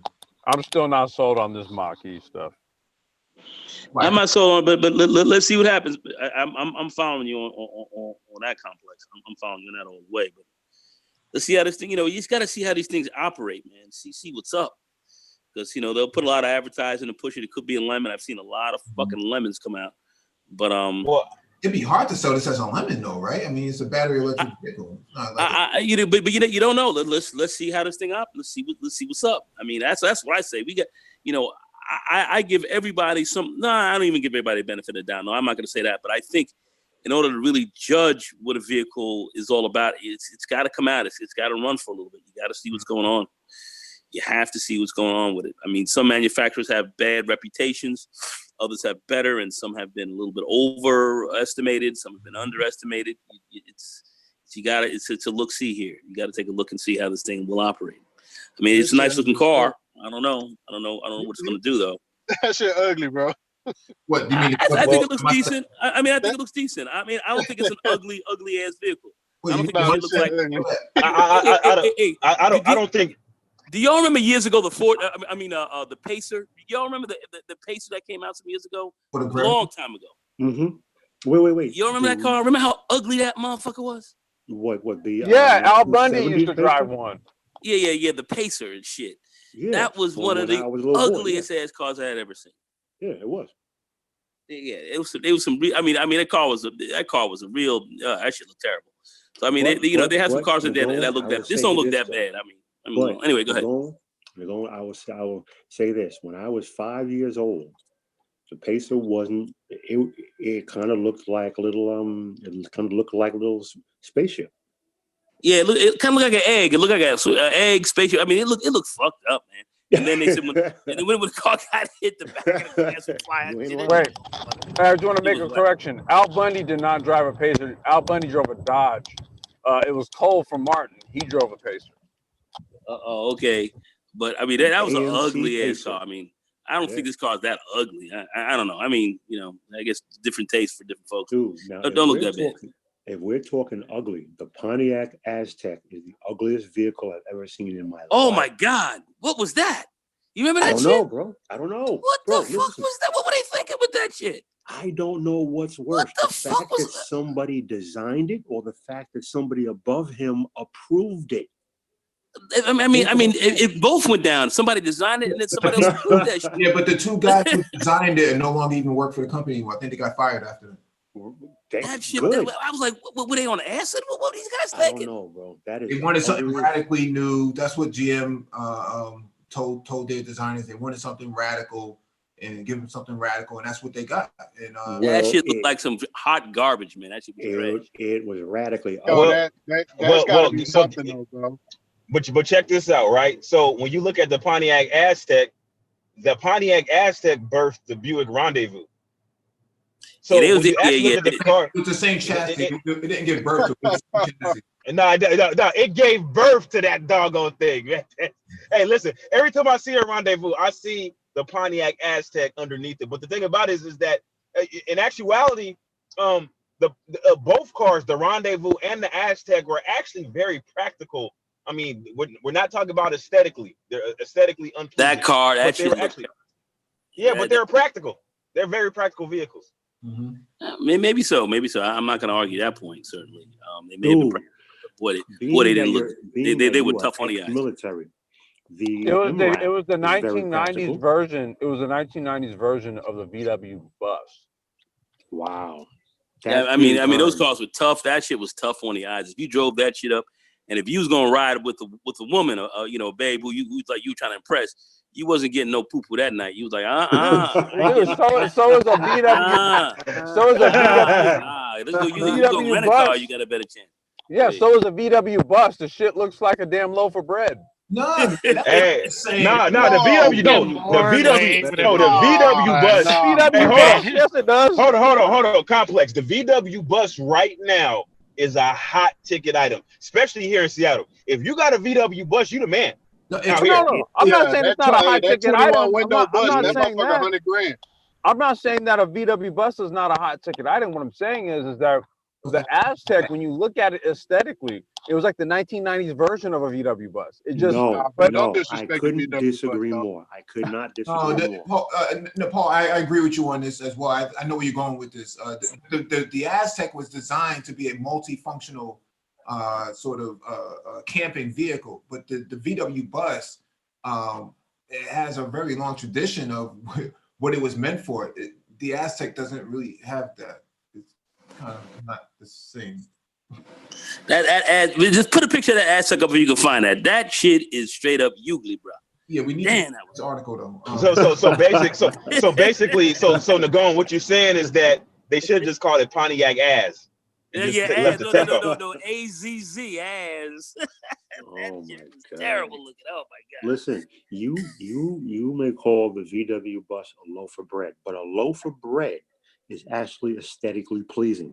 I don't know what the hell that dude was smoking crack who designed the Pontiac Aztec. Yeah, that one. Like I said, I could kind of understand the pace. Well, I didn't say that the GM designers. I didn't say that the GM designers got it right. I'm just saying. Those guys were bugging. I think them GM designers were bugging, man. Those guys were bugging out. But they did fix it. I mean, relatively speaking, considering the packaging limitations, they did resolve it a little bit with the Buick Rendezvous. I mean, that's like the best you can do with those because that vehicle is like it's too tall, like it's too short to be that tall. It just looks awkward. The proportions are real awkward. Boy, that was a funny looking ass car. That shit was terrible. The Aztec and the Rendezvous were like a civilian version of the freaking U.S. military's MRAP truck. It's horrible, it's ugly, very utilitarian, but there is nothing aesthetically pleasing about that monstrosity. Yeah, let me get to this next article from Motor1.com. GM boss isn't completely ruling out Chevy Corvette sub-brand. Garage door. Never say never. Still seething over Ford's decision to brand its new electric four-door crossover a Mustang. Rumors have swirled, what a loose term to use, for some time that General Motors could completely create a Corvette sub-brand, and a recent report from Motor Trend doesn't completely shut the door on such a notion. The word reportedly comes from GM CEO Mary Barra, who suggested a Corvette sub-brand was unlikely but didn't rule out the idea. As quoted by Motor Trend, Barra reportedly said, "You have to be really careful," and later said, "I'm not going to say never, but I think if General Motors were to ever do anything, we would assess it very, very carefully. The million-dollar question at this point is whether that assessment is already in progress, and that's where GM is mum on the subject." Would a Corvette sub-brand make sense? From a financial perspective, it seems a near certainty, at least according to a report from Morgan Stanley contributor and auto industry analyst Adam Jonas. He believes such a sub-brand could ultimately be worth upwards of $12 billion, though that certainly depends on the models that Corvette brand would offer. Some would argue that Corvette is already something of a sub-brand with base model C7 sports cars available under $60,000 in a range of variants that lead to $120,000, 755 horsepower ZR1. Of course, in this context, we're talking about Corvette crossovers, Corvette EVs, and possibly even Corvette sedans to accompany the mid-engine 2020 C8 Stingray. I think, and I could be wrong, I think this might be a perfect opportunity for them to actually do something like this. to separate the Corvette model and actually command a higher price for it. I know that Chrysler tried this with the SRT brand, and that didn't really work out too well. They didn't have enough products available, or enough SKUs available under the moniker of SRT. But I think they fucked up the SRT because I had the SRT 300. Mm-hmm. They had the Dodge. They had the Magnum SRT8, which was a hot car. They discontinued that because that car was fucking hot. They fucked that up. That was the ultimate sleeper. And they had those SRT neons, which were fucking little grimy beasts running around.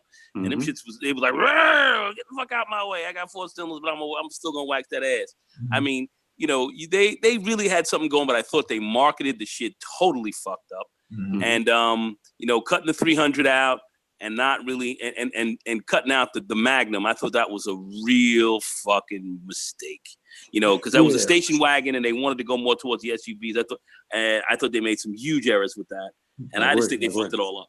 Huh? That was a monster. Yeah, they discontinued the Magnum because of the numbers. If you look at the numbers, it didn't sell at all.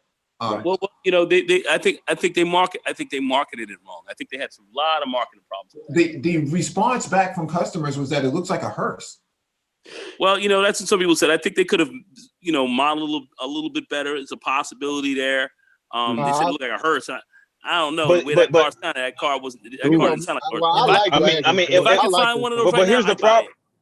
Yeah, you like wagons, Ty City, but I mean, for the most of the American market, wagons they just lost popularity. Most people prefer. Yeah, they did lose popularity, bro. So that CTS V wagon, bro, that's hard too. Wagons go hard, bro. Yes, it is. They don't yes, sell, they do. Ty. They don't sell. They don't sell. That was a problem. But that Magnum, and I remember when we had the SRT driving experience and we had to go to Pocono and they had all those cars out there.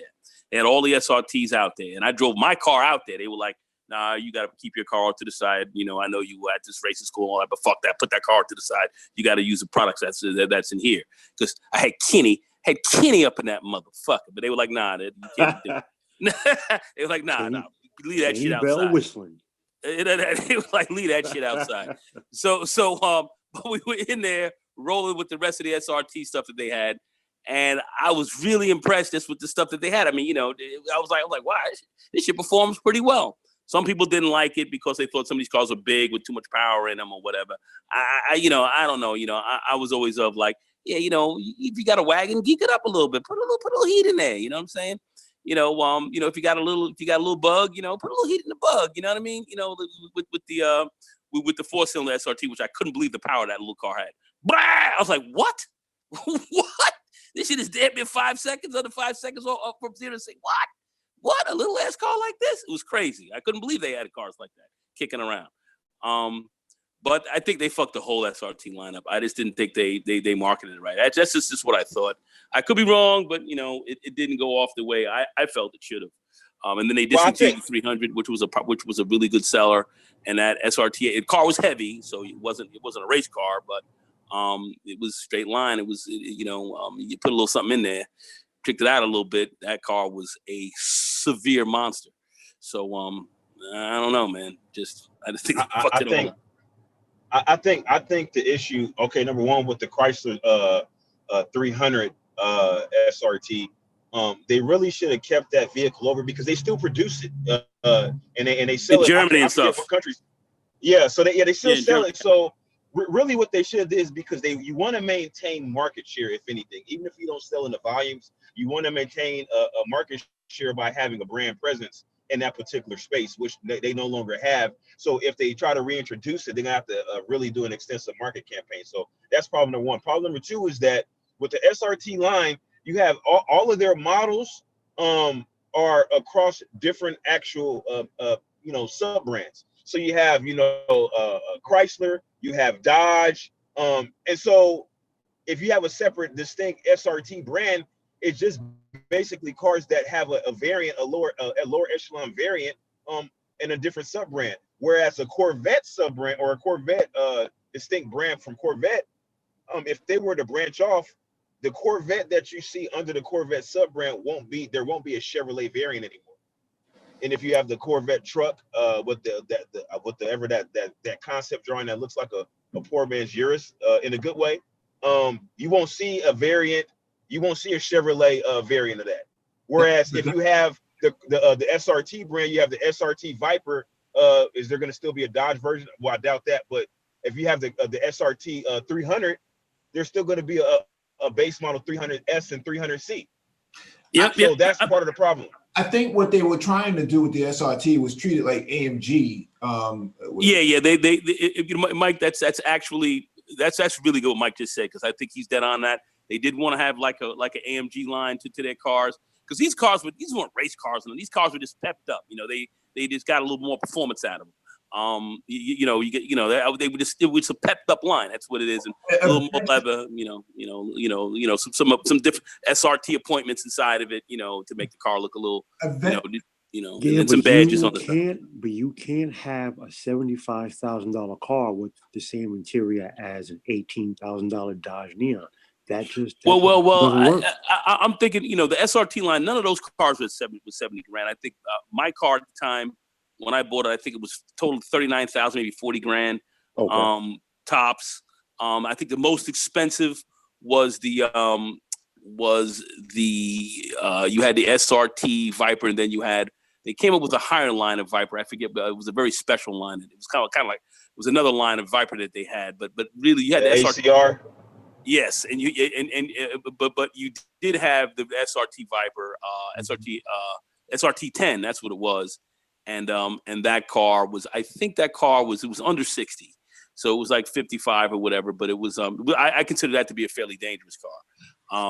I thought that car was a little bit dangerous, because they never fixed the, it still was just, I don't know, it wasn't balanced for the regular driver. I thought it was a little dangerous, I thought everything else was pretty good. I love the Magnum 300. I love that little Neon. That Neon was a beast, and it sounded ferocious. I was like, what the fuck? So I thought they were really doing something, but it didn't fly over. I don't know. Mike. Yes. Let me just make it real quick. Can you scroll this screen down a bit, please? Okay. There's something that really caught my eye.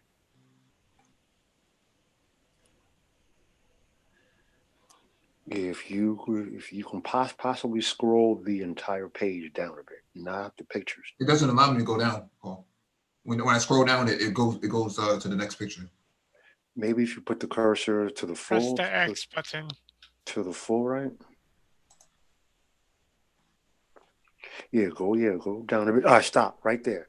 GM. All right. Damn, you just had it right there. GM loses money for every C8 Corvette sold under 80,000. Now, not a shot, but this is the point that I kept harping on, and I believe it in the going or Mike mirrored my same concern. How many of these things can they sell for under 80 and lose money? Now, Volkswagen has said every single Bugatti sold has lost money. They haven't made a single dime on any Bugatti, but the entire company, they share R&D. So Porsche, Audi, Volkswagen, Lambo, Bugatti, it's all one giant engineering house. So even though they lose money on the Bugattis, the R&D helps every other brand that Volkswagen owns. GM doesn't have that position. So I'm wondering how many of these hold on for it and keep losing money. Only a question, not a knock. Well, I got an answer. Because there is a trickle down effect. When you look at their small block architecture, it does make its way into other GM products, such as some of the CTS line, which will come to an end, obviously, with the development of Blackwing. But also, when you the small block architecture has made its way into the Cadillac, full size trucks, as well as the GMC trucks, the actual variants, the uprated 6.2 liter variants with the increased power output. So I think like some of these, you'll see more trickle down effect from the small block architecture into some of the other product lines. So even if they do lose money again, some of that R&D, developments, it actually goes into other products. So they're able to amortize those costs. And again, a lot of the vehicles that they sell are just mainly for market share, because what it looks like, what Mike is talking about, as far as the Corvette brand becoming at some point distinct, because they're able to maintain that market share and that presence. Once they actually break off, they won't need as extensive as a marketing campaign as they would if they didn't have that brand presence. Well, you have to keep in mind that Chevrolet as a brand will go away in 10 years. Most of these brands are going to go away. I think Ford has even talked about this. Complex and I have gone over this many times before, that they're going to turn themselves into a transportation company rather than a car company, right? So that's why they're buying up all of these electric scooters and sharing designs and getting involved in that market, micromobility, because they're looking at the transportation aspect and not the vehicle manufacturing aspect, because all that stuff is going to go away at some point. I reckon by 2030, 2032, that stuff will just be done. Be all but done. See, that's interesting, because the lead engineer on this project, Taj, whatever the hell his name is, he said literally every single part on this car is brand new from the ground up, even the engine. So it shares the quote unquote architecture, but even the engine that is in the C8, that is a clean sheet design. The only part on their car, the metal door latch that the door locks into on the frame, is the only existing GM part. Everything on this car is brand new. So, Triz, I hear what you're saying as far as trickle down effect, but presently, GM does not have any products that would share from that, unless, as you say, and I'm not saying you're wrong, unless, as you say, that they have products coming that the R&D for this car can have a trickle down effect. Well, Paul Bryan, let's be clear. This is Chevrolet. This is they're definitely going to find ways to cut costs. Again, the CEO, So we know that somehow, some way, they're going to find a way to make some money, because that's their primary concern. Not, they do care about making good products but I think that their primary concern is being profitable.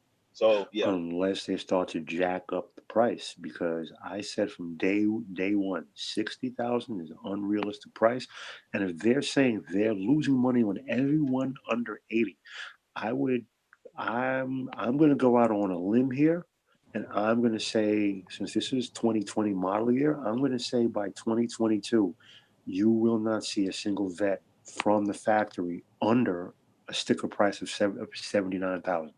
Yeah. That's why they nickel and dime you. When you look at the custom build for the C8, you see that just adding a different paint color goes up $2,000 easily. Yeah, so you see my 80 grand coming out. Check this out. Go ahead. I think that actually, let me see. This is 20. But I would say by 2021, but 2021, by 2021, the base MSRP will be over $60,000. Oh yeah, clearly, and I'm listen. That's exactly what I'm saying. I'm saying by 2022, the base MRP, the base will be $79,900. Oh no! You think I so? don't think so. Yeah, I don't think so. You think so? I disagree. Why do you say that? Price adjusted with inflation. Because go ahead, Paul. Go ahead. Because if GM is losing money on every car under 80. And if we know GM are all about being bean counters, GM, again, as I said, GM is not Volkswagen. They do not have multiple brands that they can share R&D and share costs. And this vehicle, in terms of price, is already so far above the rest of the offerings of the other name brands that GM does own, as a means to reduce the amount of money lost on each and every car sold. They're going to have to raise the MSRP. The most I will say. So this is going to have to cover everything else, is what you're saying. Yes. The lowest I would say, again, I'm going out on a limb here. This is my final answer. By 2022, I see the base MSRP. The lowest I'm going to go is say 74.9, which is basically 75,000. That's a lot of fucking frogs. Yeah. Okay. That's a lot of frogs. Maybe I'm wrong. And I'm not going to say maybe. I'm not going to say he's wrong. I'm not going to say that. But I'm just going to say, damn, that's a fucking high price, fam. That's a high. Yeah. Well, I got a hard time believing that, but I think there will be a price raising, but I think what they may accompany, like, okay, so if depending on how much they raise the price, they may add in some additional standard features. So, but I mean, I don't see the sticker going above 74,000. I don't see that happening. That's high. Fuck. But also look at the current pricing for the 2020 C8. So they basically followed the full-on BMW model. Mm-hmm. Yeah, you can get a car at any price point, but the options are so ridiculously expensive, and they price everything that you want, and they pair it with other packages that even when you're trying to save money, just to get the car you want, you're walking out of there 10,000 higher than what. Well. If you want, they have the different kind of packages you want to have in that car. To me, if you're going to buy a C8, right, I would think I might consider fucking with that. It's just I don't know, my knees, man. I ain't trying to climb up in and out of that car. This is a problem. But anyway, a car like that, if you come with the baseline in there, which you have some basic stuff in there. You have a basic fucking radio stereo system. You have, of course, you have the backup options with lights where you can see. We have a camera where you can see how you're backing up. They have that in there, and that's basically it. I don't think you really need much more. I mean, there's other stuff you can put in there. Crazy, Nagone. That's crazy. You can buy a Volkswagen for $29,000 with all those options in it. Yeah, exactly. I'm saying, but that's all. That's to me. That's if you because okay, this is my view, and this is really how I see it. Just like when they were selling the old Testarossas back in the 90s. They ain't give you anything else in there, man. You're supposed to. That's supposed to be more of a street race type of car. Ain't supposed to have all these funky options up in there, like you're driving, like you're driving Miss Daisy up in that bitch. This is a different kind of game. It should be a different experience. So all these extra options, I'm thinking, if you want all these funky extra options in your vehicle, then maybe you should pay a lot more for it. Yeah. So tell Paul Bryant, no, the C8 doesn't come with a humidor. It doesn't come with the decanters, all that bullshit you want in the car, Paul Bryant. You know what? I'll say this. They're going to help me out here. Wasn't there a double R or a Bentley? I want to say the Bentley Flying Spur, or maybe the double R Phantom. One of the options was there was a small humidor built into the rear. Yes, it was. It was a cave that came up out the fucking ground. Yes, Sir. So no, actually, that was in a Maybach. That was in a Maybach. The Maybach has that. But the Maybach. The Maybach 62. The Maybach 62 has that. Okay, that's just good, Paul. That's good. Yeah, that's right. Because bro, even though I left the business, I still always read the Rob Report. Well, this article right here says there are still over 5,000 new C7 Corvettes on dealer lots. I talked about this when I was. They're not getting rid of those. I'm telling you, they're back ordering on the 8s, and they got 7s they can't get rid of. They said we'll bring it down to like 42K and wait for Ty City to show up. Yeah, they waiting for Ty City. Ty, they waiting for you, fam. Where Ty City at? He gone? I think he went to the dealership to buy a C7. Nah, he's busy putting he's busy with a freaking Celica, and he's putting a full out stance kit on it. Yeah. No. What he's doing is he's gluing the headliner up on his Mercedes. Oh wow! Oh, come on, man, that's harsh. Oh, that's harsh, Triz going in. Oh man! But no, honestly, you look like a sucker coming up buying that C7 now when that C8's getting ready. You do look like a sucker. No, they do have a problem. They do enough with the C8s. Come on, dog. I don't know. That mid-engine joint. This is one of the hottest releases in the history of this car. The C8 they're back ordering these bitches already. Yeah, but the C8 already sold. You can't even get one if you want one. What I'm saying. Say that again. the C8s are already sold. The ones that's already on reserve are already sold. So yeah, I'm saying they back on it. They're done. I'm just saying the C7. You don't want to come up with the C7 if you can get the C8. A high performer, dude. I'm not saying that it's not a high performer. I'm not saying that. I'm saying you're coming in with a whole new reformatted vehicle. This is the shit. You got to be with the shits up in here, and that's what the C8 is. Sorry. What Nagone is saying is that you don't want to pull up in that C7 with that Chevrolet Aveo steering wheel.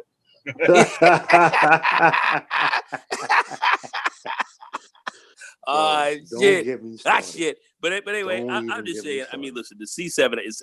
I would not say, oh, get this piece of crap out of here. I wouldn't say that, but but by no stretch of the imagination. But the C8s are very hot, man, and you just bought a C7 and somebody comes cruising up next to you, man, on the avenue, and he's in the C8. It's like he's kind of crushing you right there. He's kind of bitch slapping you a little bit. He's pimp slapping you. It's a problem. It's a problem. All right, let me get to this next article from Yahoo.com. Aspark's Owl, Japanese first hypercar, is now the fastest street legal EV on the planet. Zero emissions and performance do not have to be mutually exclusive. One need look no further than to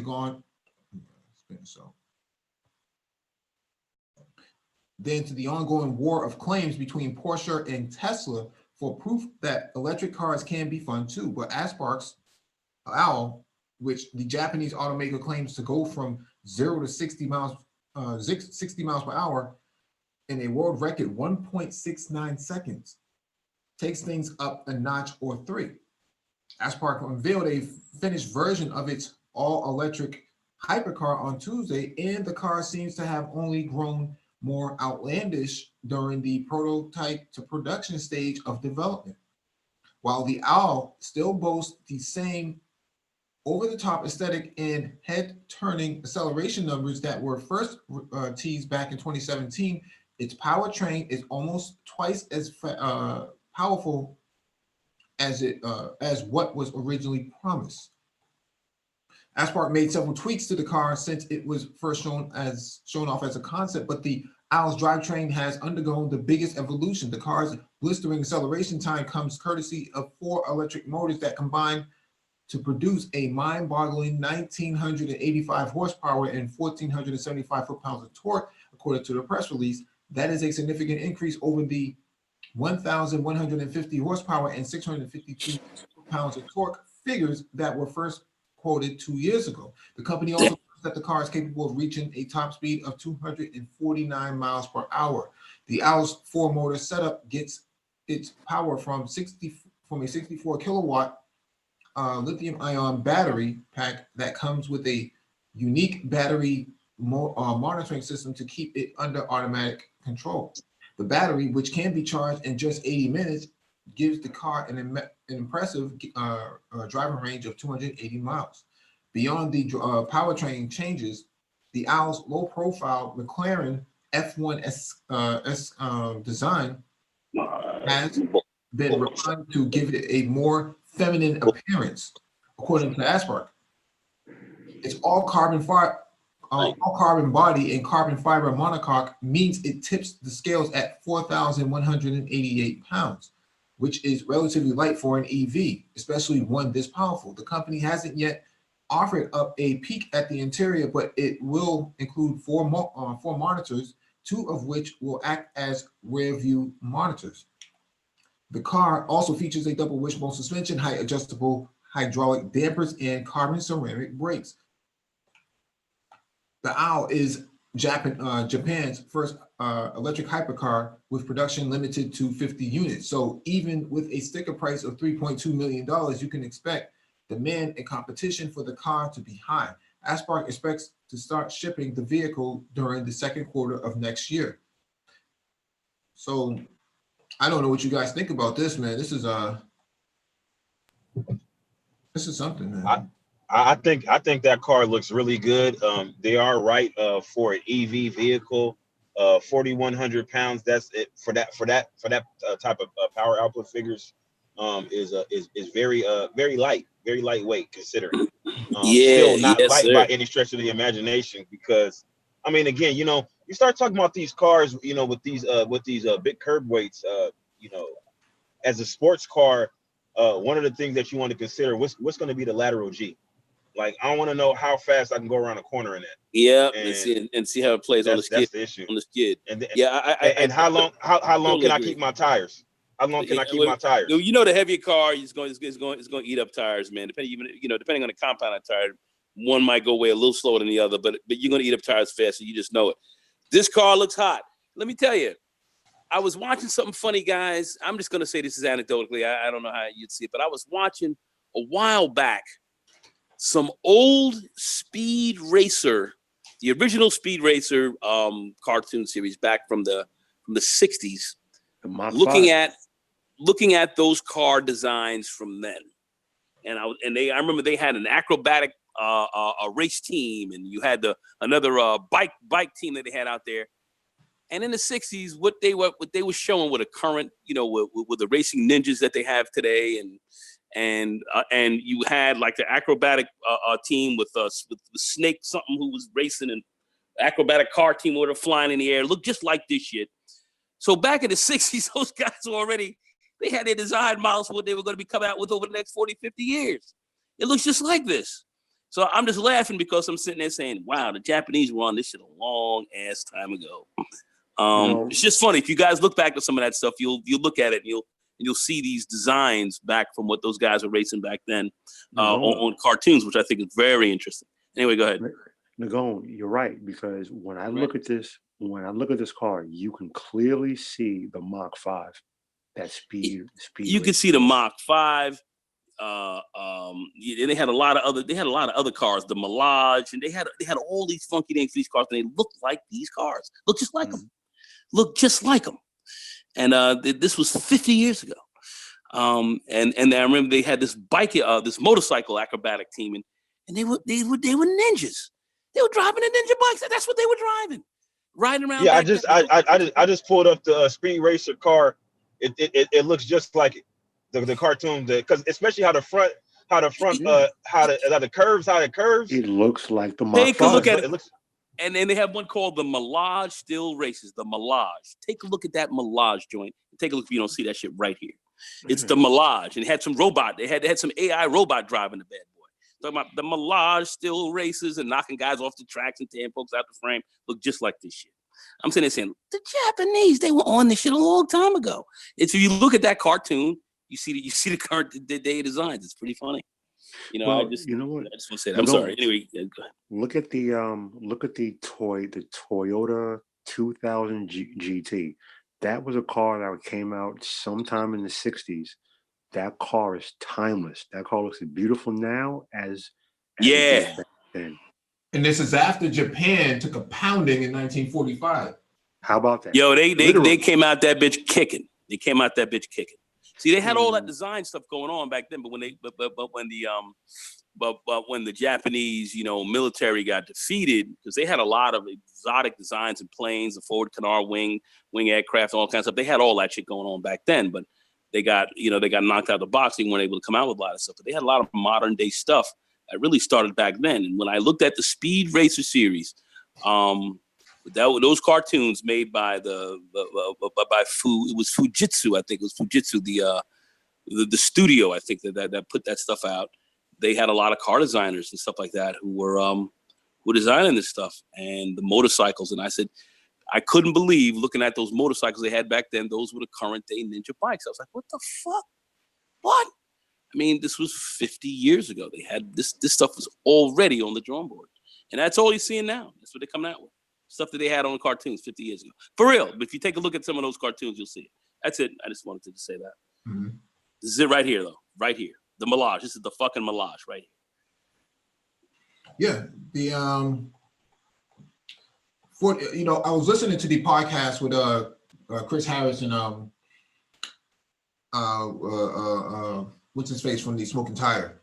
And Chris Harris said he drove the Taycan and a couple other electric cars. He won't mention the names.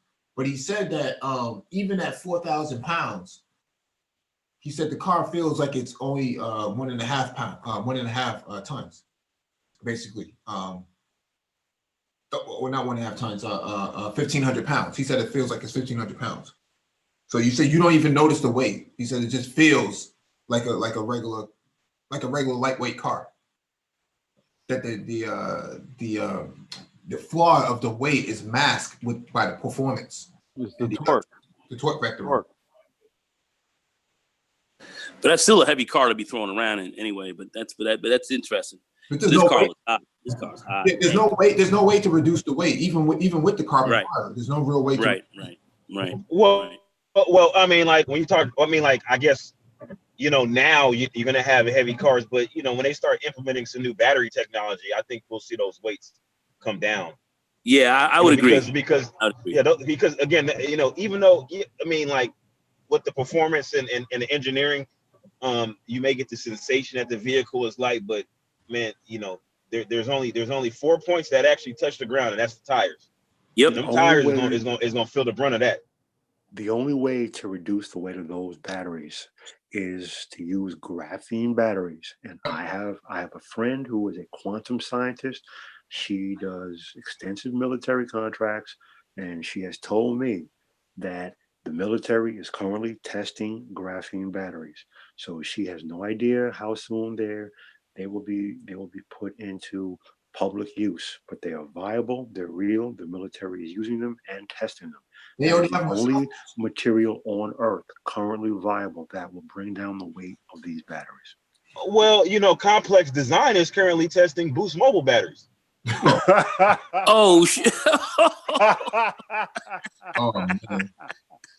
Oh my gosh! Well, Paul Bryan, you can buy graphene batteries for cell phones, and I think there's some aftermarket companies that do it for like the iPhone.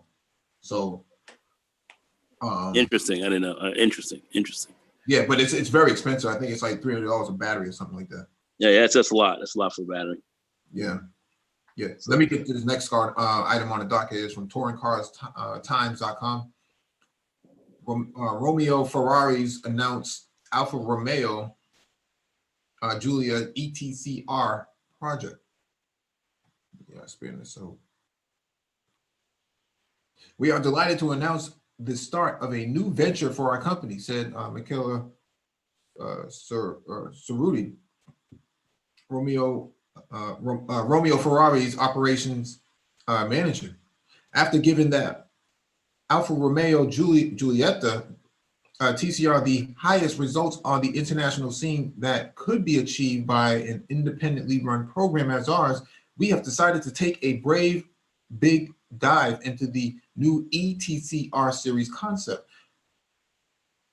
Romeo Ferraris, the constructors of the Alfa Romeo Giulietta's TCRs run by Team Mussolini in the World Touring Car Cup, will cooperate.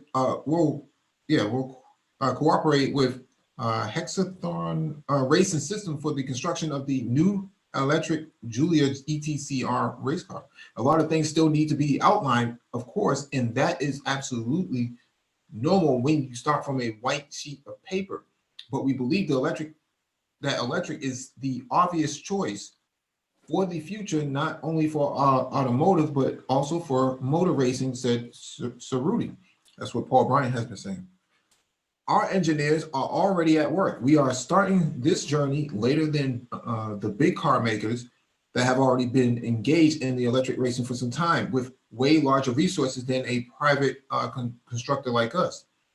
Regardless of all of that, we will do our utmost to keep our reputation high, as we have always done so far. Romeo Ferrari will join Hyundai and Cupra to make it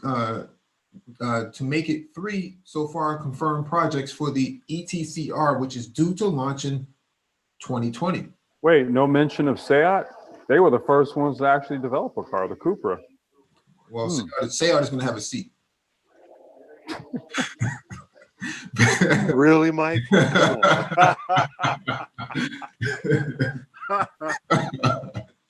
Oh, I'm so corny, man. I'm so corny. Very few brands in motorsport history have such a great tradition and appeal as a Alfa Romeo. We are delighted and proud that Romeo Ferraris has embarked on such an ambitious program that involves another mythical name like Julia, said Marcelo Lotti, president of the WSC Group. The company has proved its expertise and professionalism with the successful Giulietta TCR, and I am confident that they will be up to the task in this new demanding undertaking. Hey, Mike. I mean, look at that car. Those are the same colors as UPS. I mean, not UPS, as U-Haul. That's the U-Haul color schematic on that car. Oh, wait a second. Are you sure? Yeah. No, it's not. Those are the Italian. Those are the colors of the Italian smoking? flag, man. No. Look up U-Haul.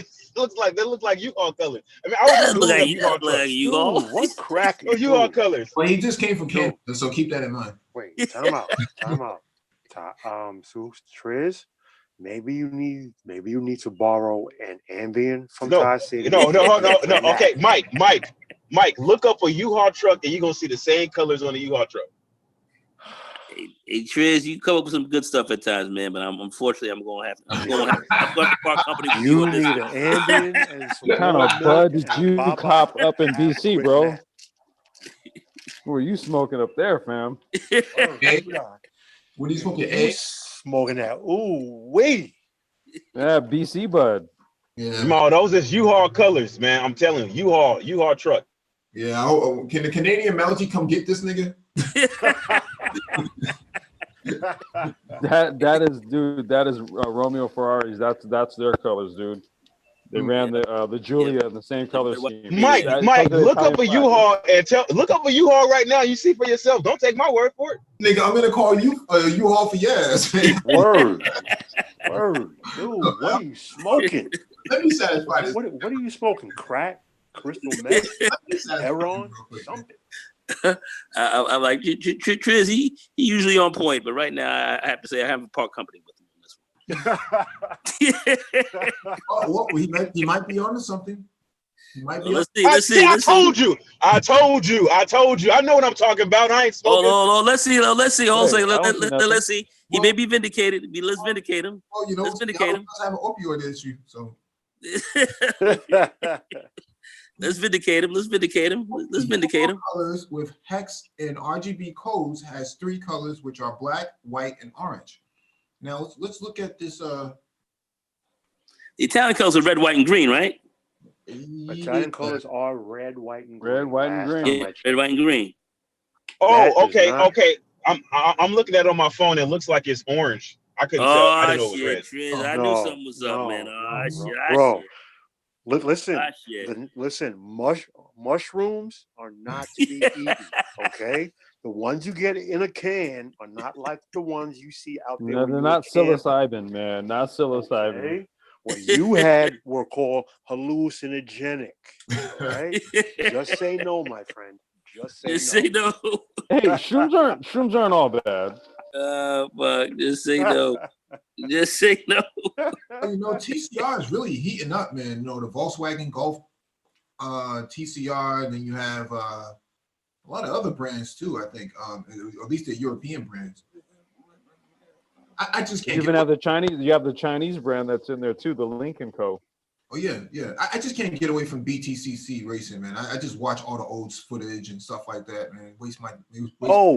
Mike, really quick, man. There was a car.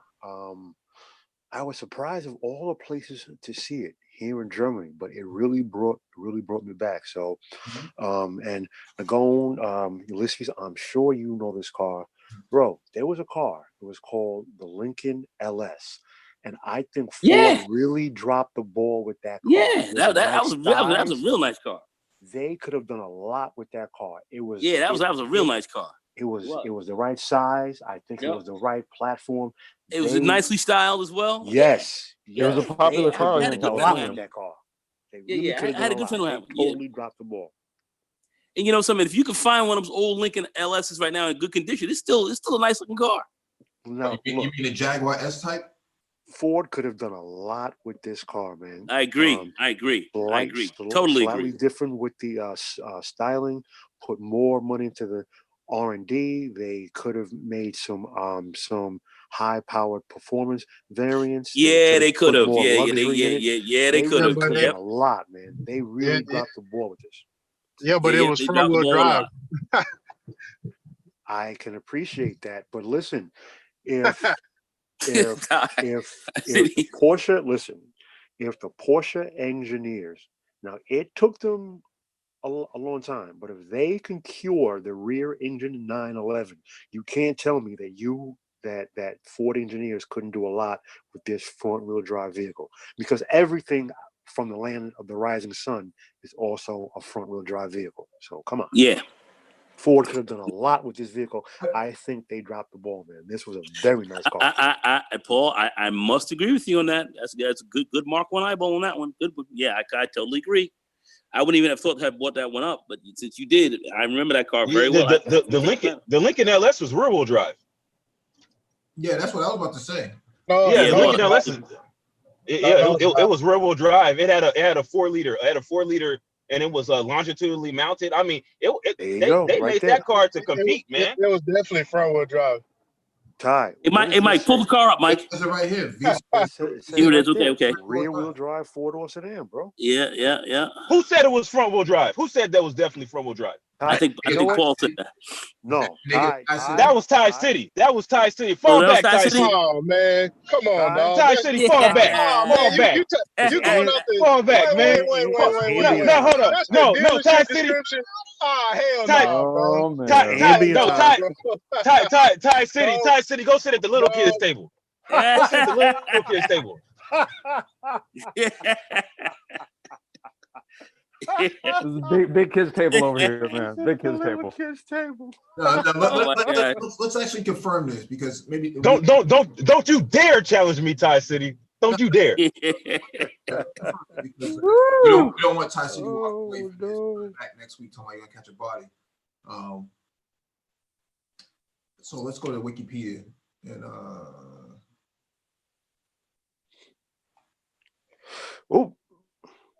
did I just see V8 engine and rear-wheel drive?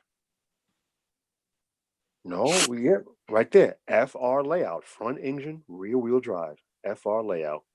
So and what size is the engine? What size is the engine?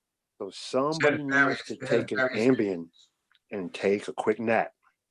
How many liters? How many liters of displacement is the engine? There's a V6 and there's a V8. So is it 3.7? No, 3.9, which we can just say is a 4-liter V8. Thank you very much. The same engine. Now, the same engine that was in the Ford Thunderbird. Let's be clear. Ty City, don't test me. My bad, bro. Oh shit. It's just an all-around trash car. Oh, here he goes. Oh, he a hater. Wait, no, I'm not a hater. I just recognize trash. Wait, time out. Gentlemen, write down this date in history, because you know how I feel about American cars. But I am telling you, this was a very good car. Ford dropped the ball. They had a very good product on their hands. They didn't give it justice, because they could have done a lot with this vehicle. I would have to agree. I actually would really have to agree with that, because I believe that they did drop the ball. I think I wouldn't have thought to have mentioned that here, but when you bring up the car, because I knew a few people who owned them and I like those cars a lot, I have to agree with that. They could have really done a lot with it. I believe it was designed by a German as well, judging by that name, Helmut. Which makes a lot of sense. Because you see, the greatest vehicle that GM had when the Chevy Malibu came out, but that Malibu was a world beater. Every country on earth, every auto magazine on earth said that car was a world beater. It was one of the best cars on the market. Come to find out, it was GM of Europe, specifically Opel, because it was German. At the time, was owned by GM. So there it is. Mm-hmm. But the point here with this car, again, I was surprised I even saw one today when I was walking around Cologne. But I said, wow, over here in Germany, wow. But you know what? This was a very good car. Yeah. Dropped the ball. They could have done a lot with this. Yeah. They could have really ramped that up more. I totally agree. They did that, and then they came out with the Mercury Mercure. Remember that car, the Mercure? Yeah, that was Ford of Australia, because that was the Mercure XR4 Ti. That was really from Ford of Australia. Yeah, and it was supposed to be a German mix with Mike. Scorpio. Yes, sir. The merch. Hey, Mike, can I share my screen? I want to show y'all something. Okay. Let me go right here real quick. Better not be a U-Haul truck either.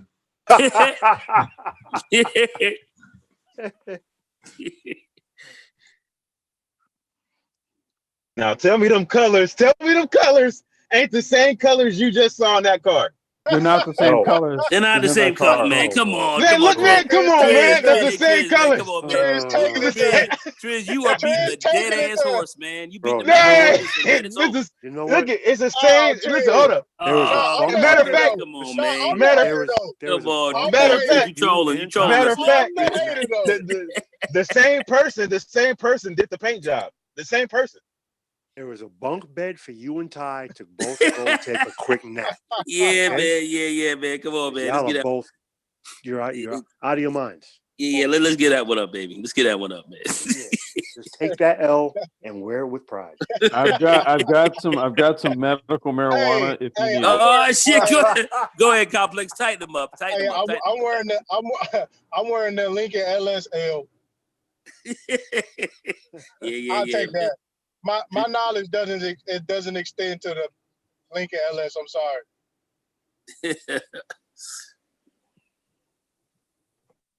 Man, that was U-Haul livery. I don't care what y'all say, man. I got some Cali grown shit for you, Trey. U-Haul library.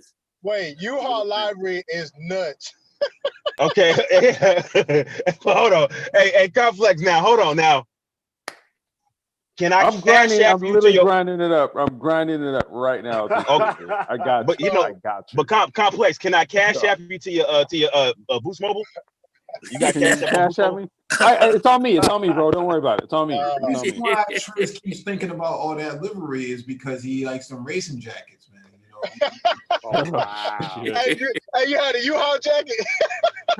Yeah, he said he had all of them. With Jumpmans, not even the Jordans, it's the Jumpmans. No, I never had a U-Haul jacket. I had about 3 Budweiser jackets though. Like I had the red one, I had the black one, I had a white Budweiser jacket, limited edition white Budweiser jacket. No, I didn't really have Pele jackets. I had a Davucci jacket. Okay. Bud Light. It's only a matter of time before you see Triz with coming out with the Averex, man, or the He's gonna bring it back out. He's gonna make that shit hot for the 2020. Averex. Oh no, yeah, man.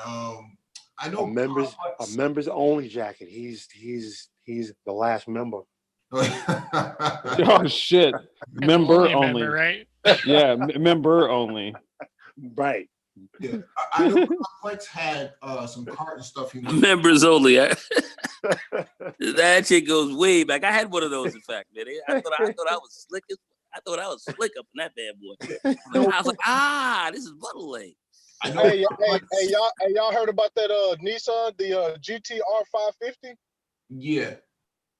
That motherfucker sick. Yeah. R550. You mean the R? Is it R51? You talking about that one that had the different front end that they haven't sold all of them yet? They made a couple of years ago. They didn't sell all of them. Nah, this one right here is like a 50th anniversary type of deal. Did I hear about that one? I don't know if I heard about that. No, it's the one with the new front end. There it is. Oh yeah. Isn't that one like Italian design? Yeah, that's what I thought. Yeah. I've seen that one. Yeah. That's what I was. That's what I was talking about. They made that a couple of years ago. They didn't sell all of them. No, this is a production version that Nissan gonna put out. Yeah. No, but there's a one before that one that's based off of. They made there was some Italian firm that did it though, right? Yeah. This is a Nissan release right here. Yeah, this doesn't have the U-Haul livery on it. Nope. Nope. Yeah, I do like it though. I can't knock it. I mean, it's going to cost considerably a lot more than a C8. E-Tal Design. That is the house of Giorgetto Giugiaro. Mm-hmm. Yeah. E-Tal Design. They designed a lot of Ferraris over the decades. Between them and Pininfarina. Almost every Ferrari design was designed by either of those two firms.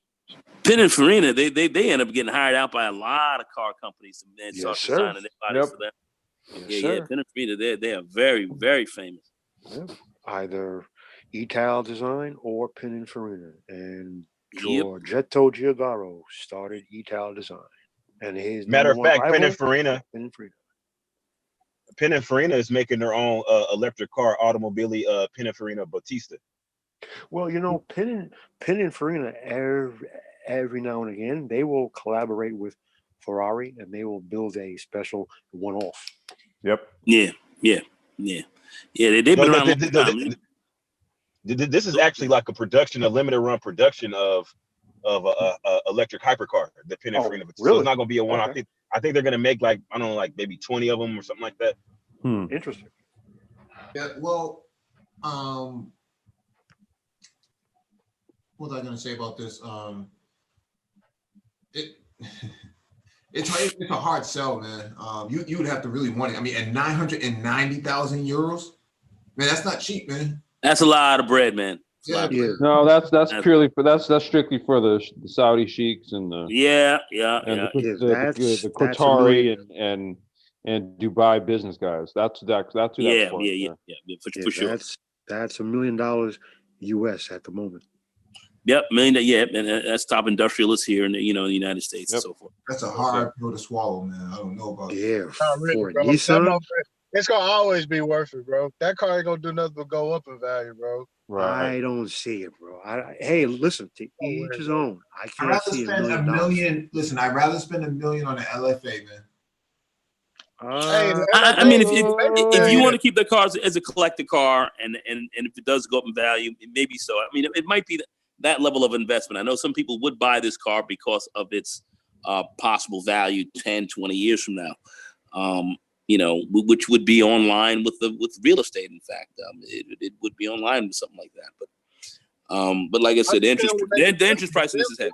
50 of them, I think. As I was gonna say, man, the thing about it is this: scarcity is what guarantees a market. Oh, absolutely, exactly. Absolutely. So there's going to be one for that, just based on the fact that it's a limited number. So this car would be considered select rather than non-select. it would actually be considered select. Mike will be right. Yeah. This car don't have to improve. It doesn't have no self-improvement. Right.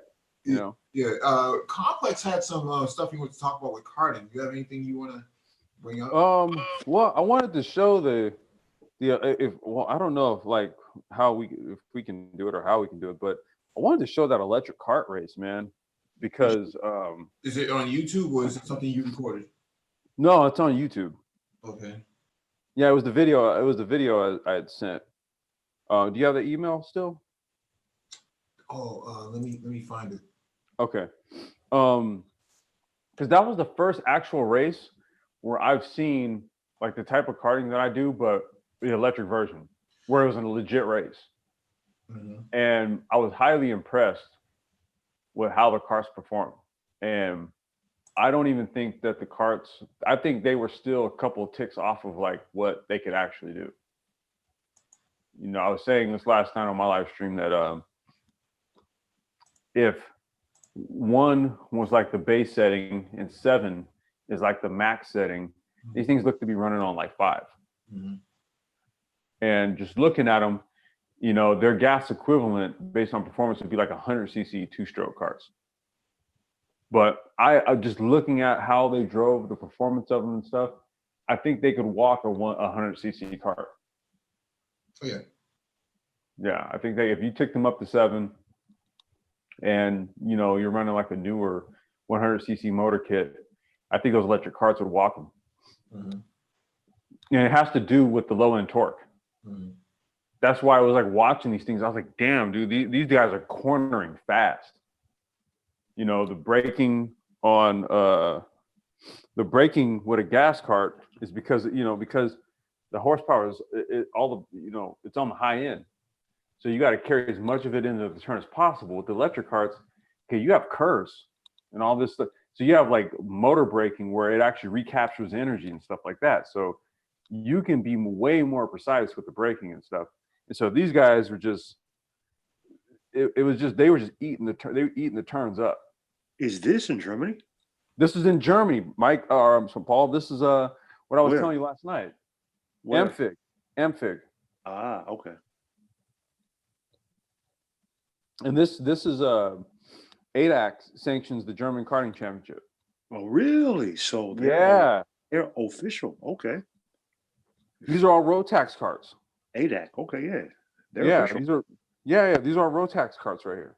Mm.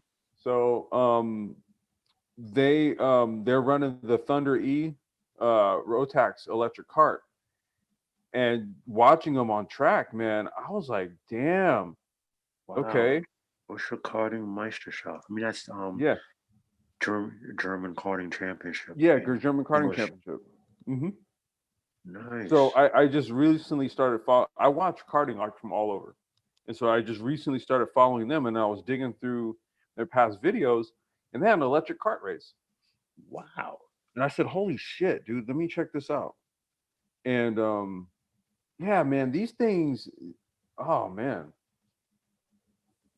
just the way they perform, man. It's, and I'm saying for somebody who's watched hours, dude, I've watched thousands of hours of karting. Mm-hmm. So you can just look how they're able to take straighter lines. The karts are more balanced. There's way more weight down at the bottom of the cart, so it glues it to the track. So with a more precise throttle and braking, the ability to more precisely brake and throttle, these things they're like slot cars. Because it seems to me from this somewhat staccato footage that I'm seeing, they're taking a traditional racing line as opposed to sliding through the corners. They're actually exactly through the corners. With gas motors, you have to do everything that you can to stay high up on the RPM. Right. Okay. Because with two-stroke, there's no power on the bottom end. Mm-hmm. So if that means taking a braking line to such an extent where you're going to go in so deep on the braking that what you're going to have to do is actually pitch the cart sideways and point it at the apex. Mm-hmm. Right. So that means that's where you were saying you have to come wide and kick the ass out on the cart to get it to point at the apex in the turn that it's going into. Electric carts, because there's more weight holding it to the track, mm-hmm. And the center of gravity is super low. Mm-hmm. It's like the car just glues to the track. And then because you can apply the throttle more precisely because it's all electric, it's like you can just eat up like hundreds and thousands of a second over a gas car. Yeah, because I'm looking at these guys. They're taking a traditional racing line. Mm-hmm. So they're going right into the turns, dude. Mm-hmm. They don't have to come wide and pitch it with a shit ton of speed to carry them through in order to stay up on the high end of the motor. They don't have to do that. Right.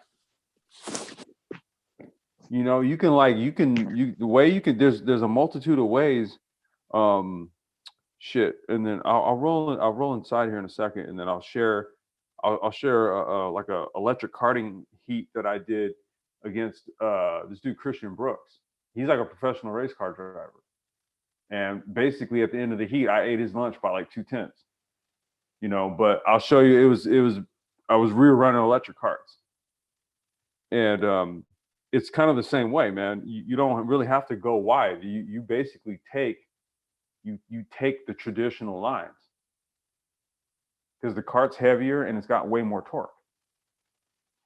So it's to your favor to take traditional lines. I got you. So so these tires, are they running solid tires or are they air pressure tires? Air pressure. Okay. So there's beads on the rims. What they're doing is they're running a harder compound. Gotcha. Because the cart's heavier, so they run. They're going to run a harder compound. Do they have any kind of a suspension, or is it a solid live axle? Live axle, no suspension. Gotcha. Yeah, no, racing cars don't run a suspension. Okay. But I was highly impressed with how these things ran. And like towards the end of the heat, these three guys in the front, yeah, they diced it up, man. There were positions. You see it right here, actually. There's a position change right there. Did he just hit him with a classic inside out move? Yeah.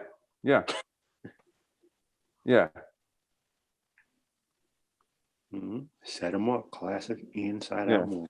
I'll show you the heat that I did here, just a few minutes here. But yeah, man, more reason for me to get my ass to Germany. Yeah, I mean, this is how Lewis Hamilton started out. Yep. Literally, yeah. He was what, 5, 7? He actually started out. A little factoid. Lewis Hamilton actually started out in RC cars. Wow. He did RC cars for 2 years and then got into karting. Yep. Hey, quick segue. Are you familiar with Sophia Flourish? Sophia Flourish, no.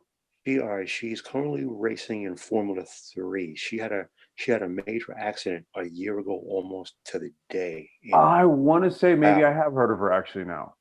Yeah. There was some female driver that got into like a serious wreck.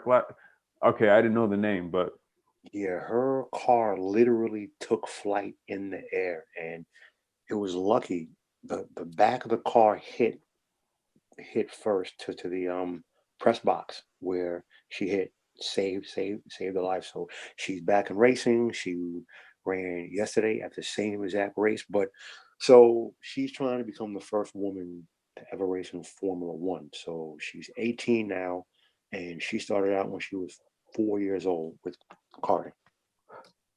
If we had more of these kart tracks, I mean, on the East Coast, we don't really have a whole lot of this stuff, man. A lot of it is done privately, like through F1 and what's the other brand? K1. So I don't see too much of this stuff on the East Coast. How I got into racing was through RC cars, so and that's where it stopped at for the most part.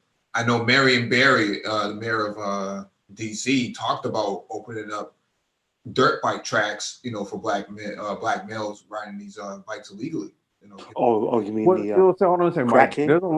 There's actually a lot of tracks out on the East Coast, and maybe what we'll have to do is, for those who are interested, maybe we can just do another little karting hangout. And I'm gonna crate my son kart on Christmas, bro. Oh yeah. Yeah. I bought it. I've been bought it. Yeah, I haven't uncrated it because I have moved from my other house to this house, but I'm gonna uncrate it on Christmas. Dope, hey, Mike, give me a couple of minutes, and then I'm gonna send you some links to for some other stuff I want to talk about karting as far as karting goes. Yeah, dope. Is it electric or is it gas? No, this is it's electric. It's not electric. It's gas. It's got a Coma 50 motor. Okay. Yeah. So they have tons of kart tracks out here. They actually have a junior, like a beginner type situation for kids, but my son, he's not old enough yet, but I'm gonna still get him familiar with it. Mm-hmm. Yeah, so you ever race kart in Tie City? No, I'm not. I wish I was. I had go-kart when I was little, but it wasn't nothing like a race car or nothing like that. Okay. Yeah, so have you done street racing before? No comment. Hey, you Mike, know what's funny, man? I had to go and tell one of my old partners, man, take some videos offline, man. Hey, Mike. Bro, I was all over the place, man. I said, man, you got to take these videos down, man. Hey, Ty, you don't live near Houston, do you? Weren't using the cars and doing some drive-bys in those wards, were you? No. Just jokes, bro. Just jokes. Hey, but I'm gonna tell you this, man. Trust me, bro. I getting my license back was like one of the worst, best things that ever happened, man.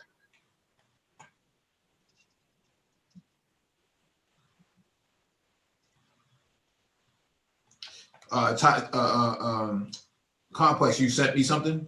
You sent something to He's in the background, I think. They're like Complex said, man, take it to the track. Nah, man, if we had more of these carts in urban black neighborhoods, man, what you would see is 10 times as many Lewis Hamiltons. Complex is in the background. He's in the background doing what? Well, you have to add him to the panel. Oh.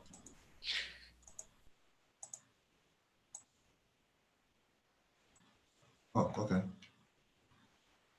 Yeah, sorry about that. I had to switch back onto my laptop. No, I was just saying that if you had more of these tracks in urban black neighborhoods, you would see a lot more Lewis Hamiltons. There's a lot of talented cats out here, man. They don't get their opportunities because they've never seen anything like this before. Well, see, here's the thing, man. In the urban areas, you have the indoor tracks. Okay, and so like I'm going to show you exactly what I'm talking about.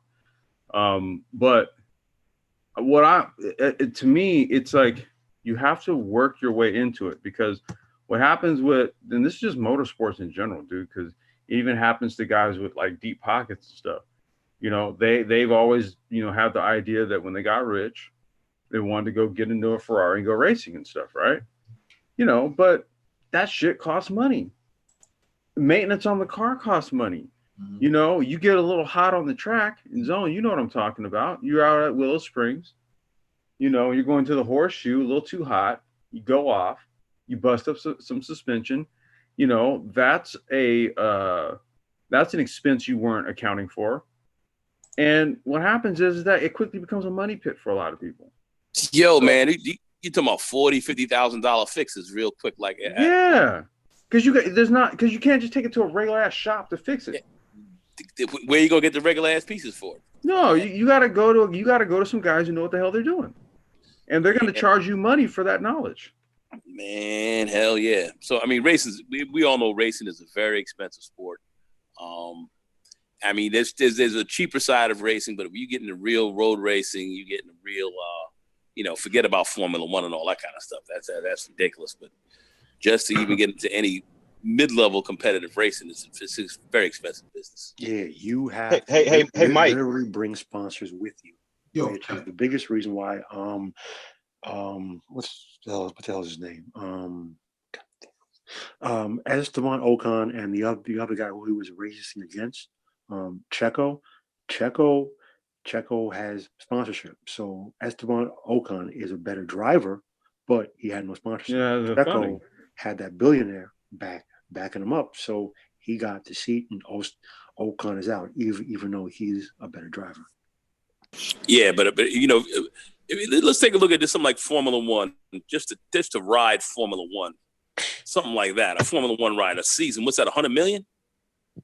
It's starting to get to that level, yeah. That's what the 2021 rules is to scale it back. So, yeah, it's pretty damn expensive at this particular point. If you're running low level Formula One, you're fucking with like 20 million, 30 million. So I mean, this shit is a lot of. It's just crazy money, man. It's crazy money. And then you're doing this kart racing. Well, this is pretty butter-laden. I like this. Yeah, but see, the thing about it is now, dude, McLaren has a karting team, and they run that with Kart Republic. KK Rosberg has Team Rosberg. He runs that with Kart Republic.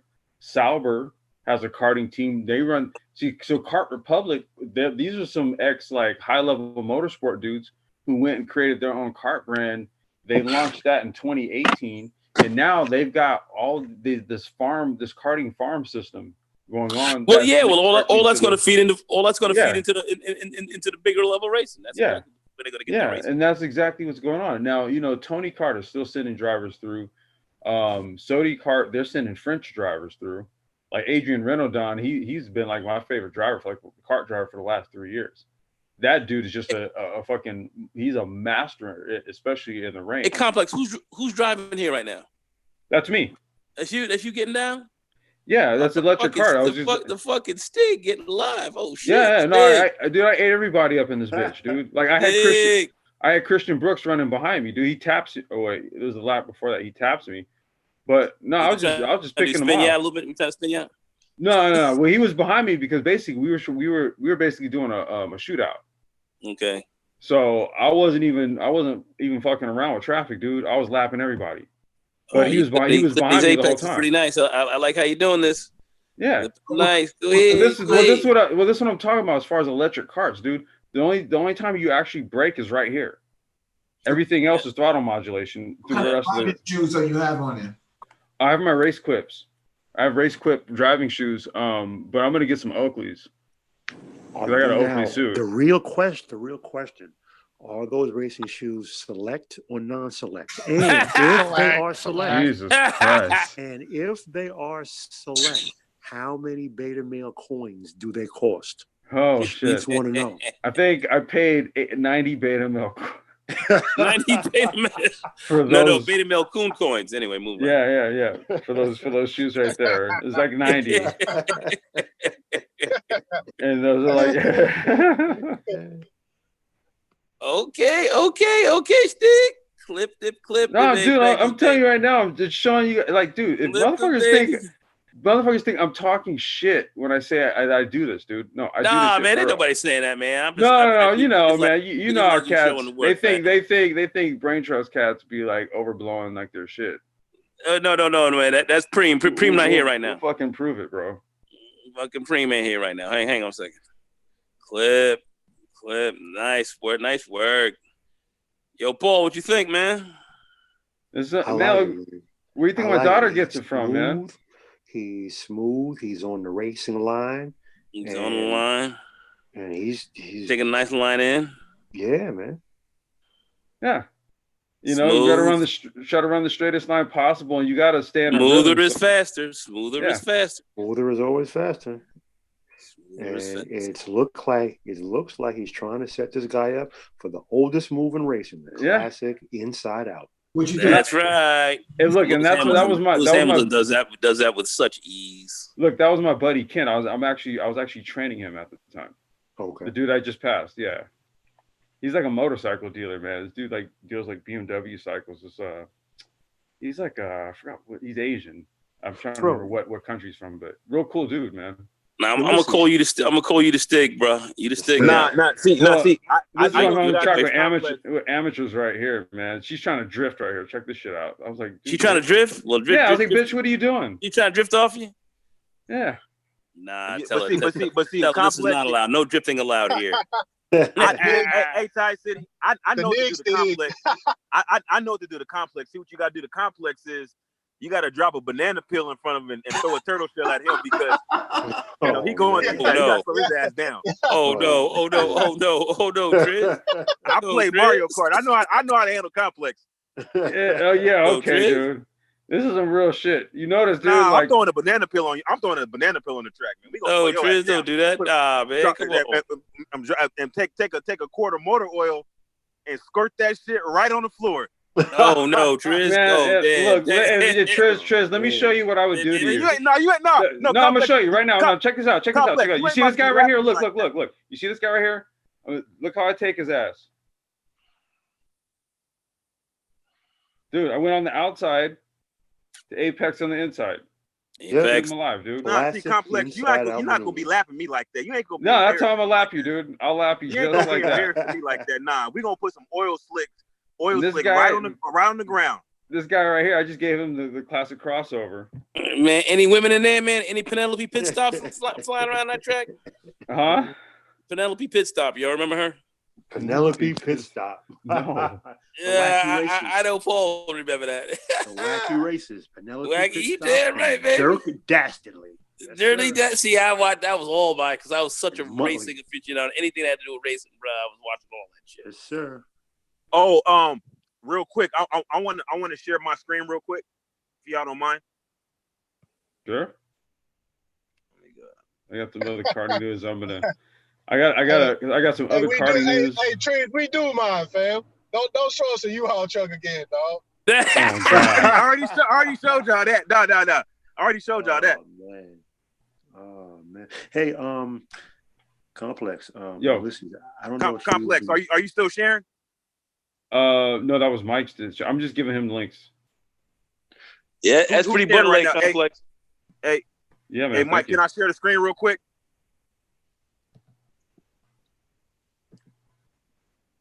Because this screen's still sharing right now.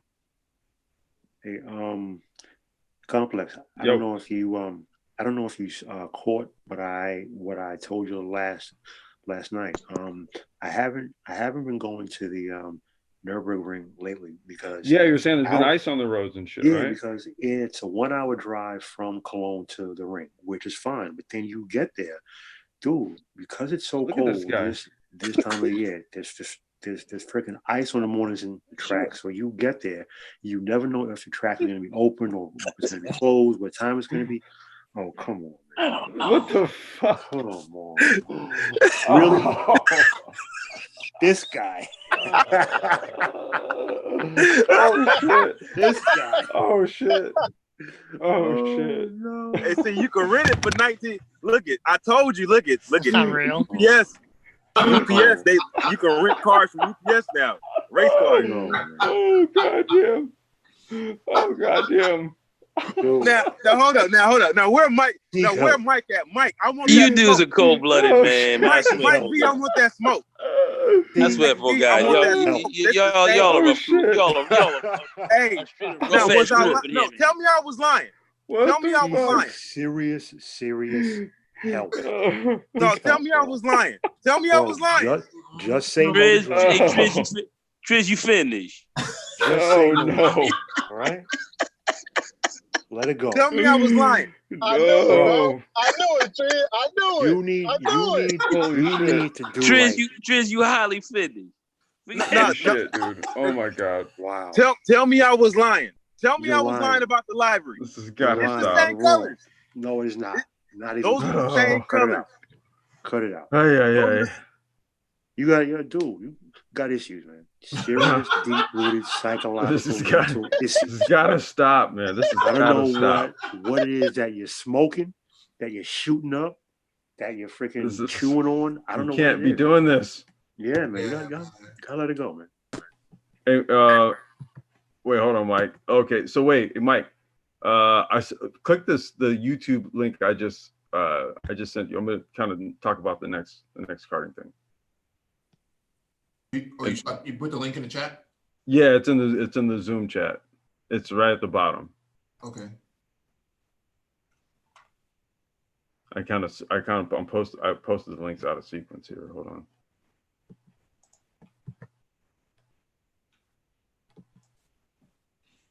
All right. Let's see here. All right, so this was from Supernats, the Super Nationals from last month, November. They ran in Vegas. Now, the reason why I wanted to talk about this is because an iconic karting brand came back into the mix for this race and basically was running a podium position up until I think about 2 laps to the finish when they blew the motor. But it's the kart brand that I wanted to profile. It's a brand called Track Magic. I've actually had one of them. And I have pictures of myself actually driving one. But Track Magic has a very interesting, unique history about it. Let me see if. Okay, so Supernats, they run this. They run this in Vegas at the Rio. This is the parking lot at the Rio. So I think it's like a 1.5 mile layout, and in the parking lot at the Rio. So it's like probably the biggest karting race in North America. There's a lot of U.S. or I'm sorry, international drivers that come here. So you see the yellow cart right there? So the yellow cart? 51. Yeah, that's in second. Okay, that's a Track Magic. Okay, so the history about the Track Magic is that it was actually a karting brand that was started by Fausto Vitello. And if you guys, this is just like some, like I said, man, it's kind of like if you're into skateboarding and shit, and you were kind of like my age, and you were in skateboarding at the time when like Lance Mountain, Tony Hawk, and Nodus Coppice, and Eric Dressen, and Tommy Guerrero, and all those dudes, right? Like we're talking about OG skaters from back in like the late 80s. Okay, so Fausto, he's the dude who created Thrasher magazine. And if you know skating, back then, there was a truck company called Independent. And so I believe it was Independent. And that was Fausto. He owned that truck company. Okay, so he started out in skateboarding. And then he just, I think it was like his dad was, like karting and stuff when, he was a younger dude. And so he then used the truck manufacturing part of his business to manufacture karts. And the brand that they came up with was Track Magic, the black and yellow karts. And so it really does kind of have like a NorCal skateboard sort of cult following. Can I ask you a quick question? And forgive me for interrupting you. No, you good. Go ahead. Why are these guys wearing racing suits? Why they're wearing racing suits? Yeah. Because basically it's stipulated by the FIA. Okay. So no, like even my suit, it has the FIA stamp on the back of the neck. All suits have them. So karting, for anything like below 175 cc, you wear a fire retardant suit, and if it's above that, you would typically wear like motorcycle leathers. Like super kart drivers, they wear like motorcycle gear. Because the only reason I'm asking is I don't see how you can be physically trapped inside of a burning vehicle, which is why, powered by ethanol, which you can't even see the flames. So that's why I'm curious as to why they're wearing racing suits. Well, I think for karting anyway, man, it's like you the least amount of air resistance you can, the more you can minimize air resistance quicker, that just adds more to as far as like the capabilities of a higher speed, right? So a driving suit fits tighter on you than like motorcycle gear. Yeah, I figure if you're select, you're on fire. Hot fire. Only if you're holding Thor's hammer on your shoulder. So you got the Mjolnir wearing your racing suit. You are select. Mm-hmm. You're super select. No, this looks really, really, really fucking amazing, man. Yeah, these are KZ. These are KZ. Hey, a lot of those skate dudes went into the drift scene too. And I think a couple of them went into rally racing. Yeah. Like not Travis Pastrana. I'm trying to remember who. But I mean, it's all action sports, dude. At the end of the day, you just getting your thrill. I mean, shit. That's why I was kind of like I'm kind of like a fan of Track Magic because of its skateboard roots. Mm-hmm. Is this how Tanner Faust got started? Yeah, I mean, it was like, all these dudes come from like skateboarding and BMX. Gotcha. Like that's what we grew up doing out here. Okay. And then you just kind of went from that into like other stuff that like got you your rocks off. And usually it ended up started being things with gas motors and shit. Mm-hmm.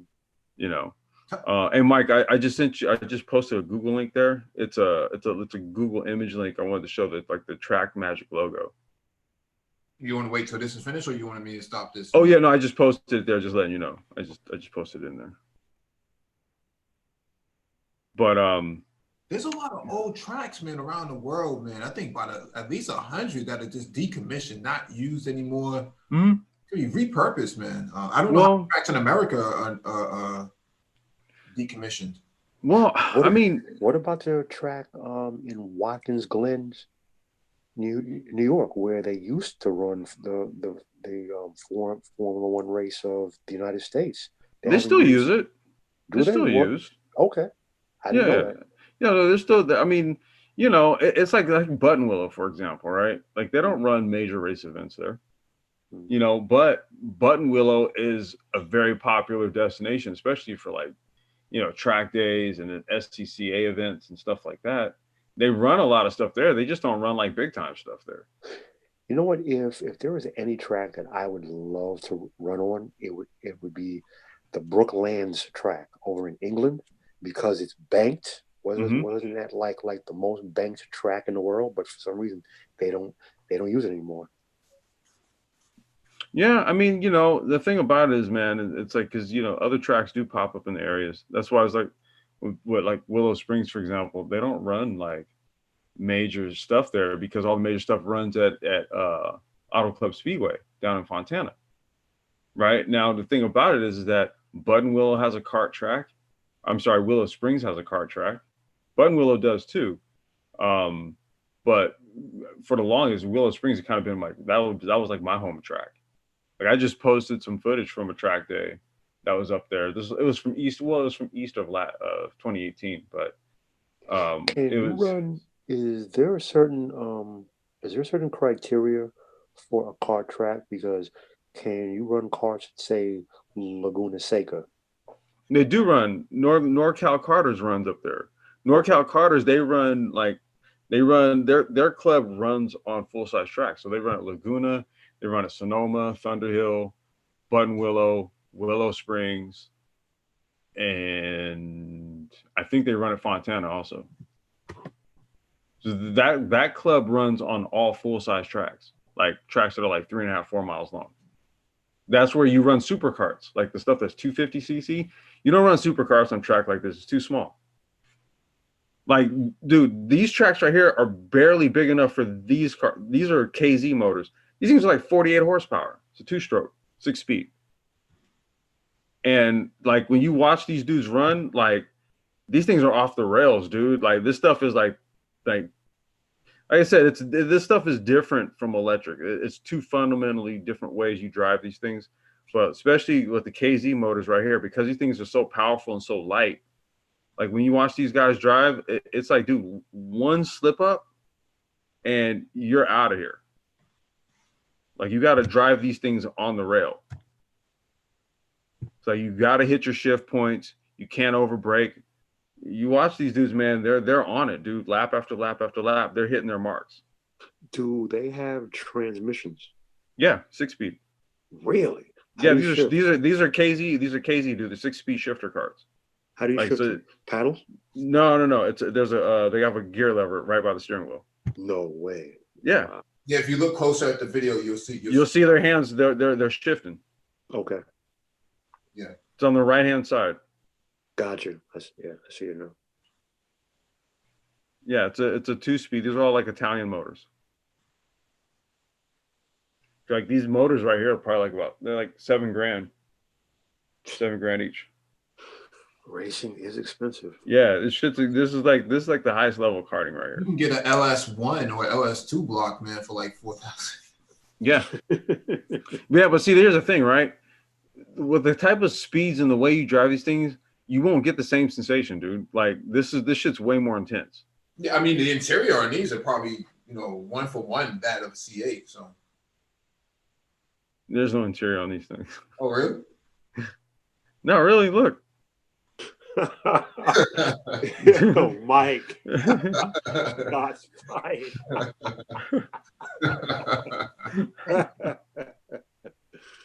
Oh man. No, I'd like to see. I'd like to see an electric kart, man, with some data recording on it. Yeah, I'd like to do it, man. But I got some news today, man. My kart shops, man, it's about to be back up and cracking here in a short time. I'll show you. I'll do a profile on the karts that I'm going to be carrying, that I'm going to start doing a lot of tuning and servicing for. So just kind of confirmed it today. Next Sunday, I'm going to go to Buttonwillow. So I'm gonna try to live stream from there. because we're going to be doing a track day, and then I'll be looking at some of the hardware that I'm going to be getting. It'll be up there. You know, I seem to remember several months ago, when I was still in America, and you showed a video of a kart race at Spa, and those karts were doing like 130, 150. Yeah, that was supercarts. Those supercarts. Go-kart. I'm like, dude, yeah. If you mess up, you're dead. You're dead. Yeah, you're dead. I can't even imagine going 150 miles an hour in a go-kart. Yeah, there's 250s, man. Like the horsepower to weight ratio is insane, dude. Yeah. Yeah. You're talking about like 90, 100 horsepower on a cart that, like, with you in it, weighs like 400 pounds. I imagine now with these new suits from Dionese that have the inflatable airbag on the inside, man, with the impact sensors. No, this stuff right here, man. Look, Mike. Well, when I do, like, get all this stuff together here, man, I'll be doing some videos of some kart builds. But look, those are plastic side pods, dude. Those things don't weigh. They weigh like a pound. No, I'm talking about the racing suits. Oh, no. These are just they're regular old fire suits. No. What I'm saying is Dionese has, and I'm pretty sure maybe a couple other manufacturers may even have it for their racing suits. They have a full airbag inside. Oh yeah, for bikes. Yeah. So I imagine that you can transfer that technology to karting and things like that. But dude, the name of the game of karting is weight savings, man. Well, that's you're throwing off the balance of stuff. And honestly, at this level, like, these dudes are driving pretty damn fast, dude. And if you notice, they're racing pretty close. Mm-hmm. And I mean, I haven't heard of anybody dying from a karting accident. That's what I mean. It's like at this level, these suits you're good. Yeah. I would imagine you might break a bone or two or have a few bruises, but hey, listen, it beats being dead. Yeah. But these suits are I have a suit myself, and they're sufficient. You have a suit? Are you a part? Yeah, I have a racing suit. Yeah. Are you a part of? I have an Oakley suit. Confidential, inspiring, intellectual. No, I have a racing suit. Oh. Oakley. I thought you were talking about the image guy. Wait, no. So my question is this: when you're wearing your racing helmet, how will the women tell whether you're a jawline dude or not? Oh my God! They tell by like how quick your lap times are. Gotcha. Meritocracy. So in this case, in this case they prefer a minute man. No, actually a sub minute man. Yeah, the yellow, man, that's it right there. That's the track magic. So it was just real surprising to see like a cult brand hit the scene and then run at the top of the final of one of the most intense classes in karting, the KZ class. It's a shifter class. Gentlemen, I am going to get off. It's almost 4:30 in the morning. So yeah. Alrighty, Paul. Gentlemen, be good. Take care. Be well. Be safe. Alrighty. All right, Paul. Right there. Safe travels.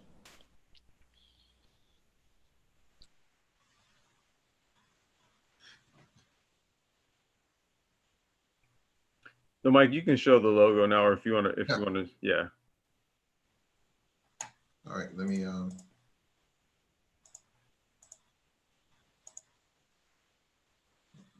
All right, showing now. Yeah, so it's Track Magic kind of had the skull with the top hat and shit. They have more of a skateboard aesthetic. Like if you think about skateboarding back in like the late '80s and stuff, like the Bones Brigade videos from back in the day, and all that type of stuff. It really kind of had like a real sort of like punk skateboard sort of feel to it. So Track Magic was just one of those brands. Well, long story short, in 2001, Fausto passed away from a heart attack. And so that's when, over the course of the next few years, people tried to maintain the brand and keep it running. And I think like in 2008, it finally went under.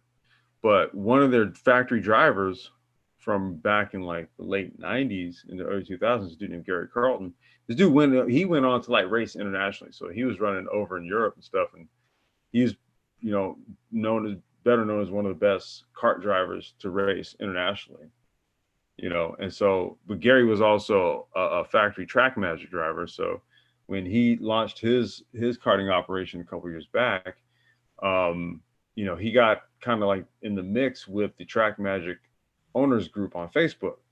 And so all these dudes are getting together and they have Track Magic meets and they get their karts together and all this type of stuff. And then they decided that they wanted to like revive the brand. And then Gary got involved because he used to be a factory driver and he was getting his karting operation off the ground. And so, you had like this kind of like this cult kart brand that just came back under the scene and ran at the front of the KZ class, the Super Nats, man. So, I just wanted to kind of highlight Track Magic, dude. It's like this was like basically a California kart brand. So, and they just kind of did things the unconventional way, man. So definitely wanted to profile them. All right.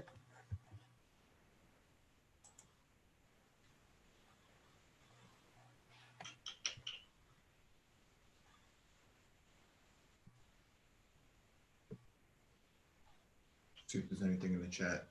Mm-hmm.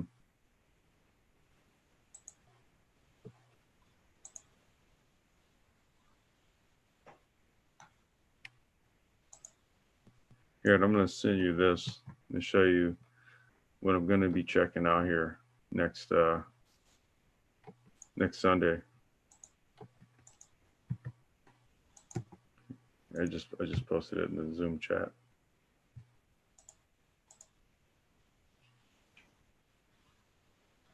Oh, Zoom chat, okay.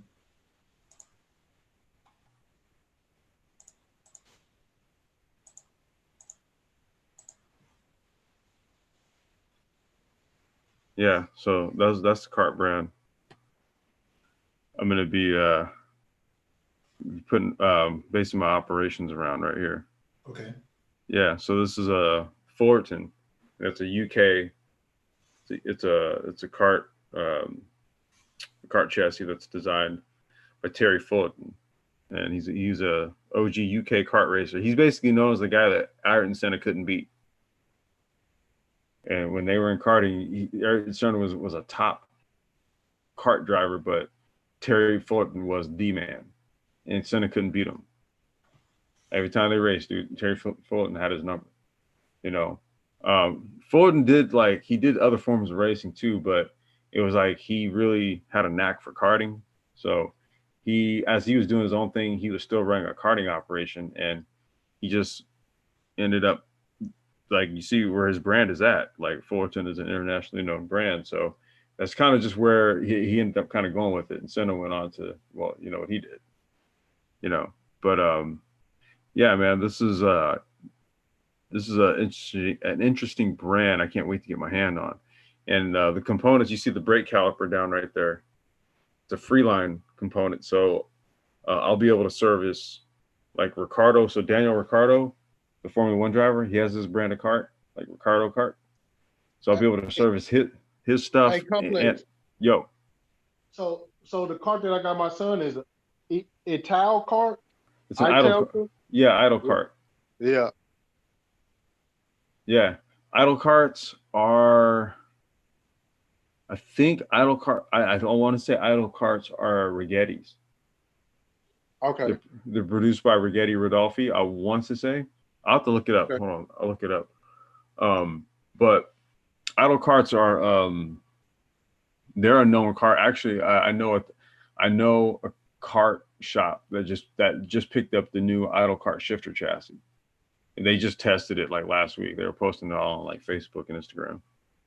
Okay. Yeah, they run idle carts internationally. About the backdrop or parts or maintenance or nothing. I pretty much just bought it a while back, man. Yeah, here's the thing, man. Like you got to know your brands though. So, right. So like if you got an idle cart, got to know. I think Acceleration Karting carries idle cart stuff. Okay. Either that, or what you do is you just find out who the manufacturer is. Let me look it up real quick. You find out who manufactures it. So, for example, if it's Rigetti, then Rigetti Rodolfi, for example, which I think that's who it is, then all you have to do is go get Rigetti Rodolfi components. Just like how I was kind of referencing, like Fullerton, Ricardo Cart, and Burrell. They all run Freeline components, right? So I can go get Freeline stuff, and then I can service any of those brands. Right. What's so cool about Freeline? Huh? What's so cool about Freeline? That's just a company. That's just a company. Because the way they work, man, this is how kind of like the Italians sort of cornered the karting market and kind of created the sort of ecosystem that exists. It's because what they'll have is they'll have an umbrella company, right? Like let's say you have OTK. So then OTK is like a karting group. And then under that umbrella, you have Tony Kart. I think you have Esprit, and I want to say Cosmic Kart. I think Cosmic also. Okay, so those are all produced in the same factory though. So what they'll do is they'll homologate one chassis, and then what they'll do is each brand can kind of maybe custom design its own components to go onto that one chassis, and then they'll have like 3 chassis or 4 chassis variances, right? So they'll have like a shifter chassis, they'll have like a 125cc chassis, something with like a mix of maybe like 30 and 32 millimeter rails, and then they'll maybe create like a light chassis that's like a 29, so it's a mix of like 30 millimeter and 28 millimeter rails, and then they'll have like a junior and then a kid cart, and they homologate all of it. So it's all under, CIK, FIA regulations, and then you can basically race it anywhere. Right. So that's kind of how they do it. Let me see, idle cart. I want to say it's Rigetti. I'm gonna see right now. So is Power Wheels considered electric karting? No. Yeah, it does. Look how fast it goes. Complex, you're the host now, man. So okay. I need to all right. Okay. Let me see. I'm gonna take a look here. I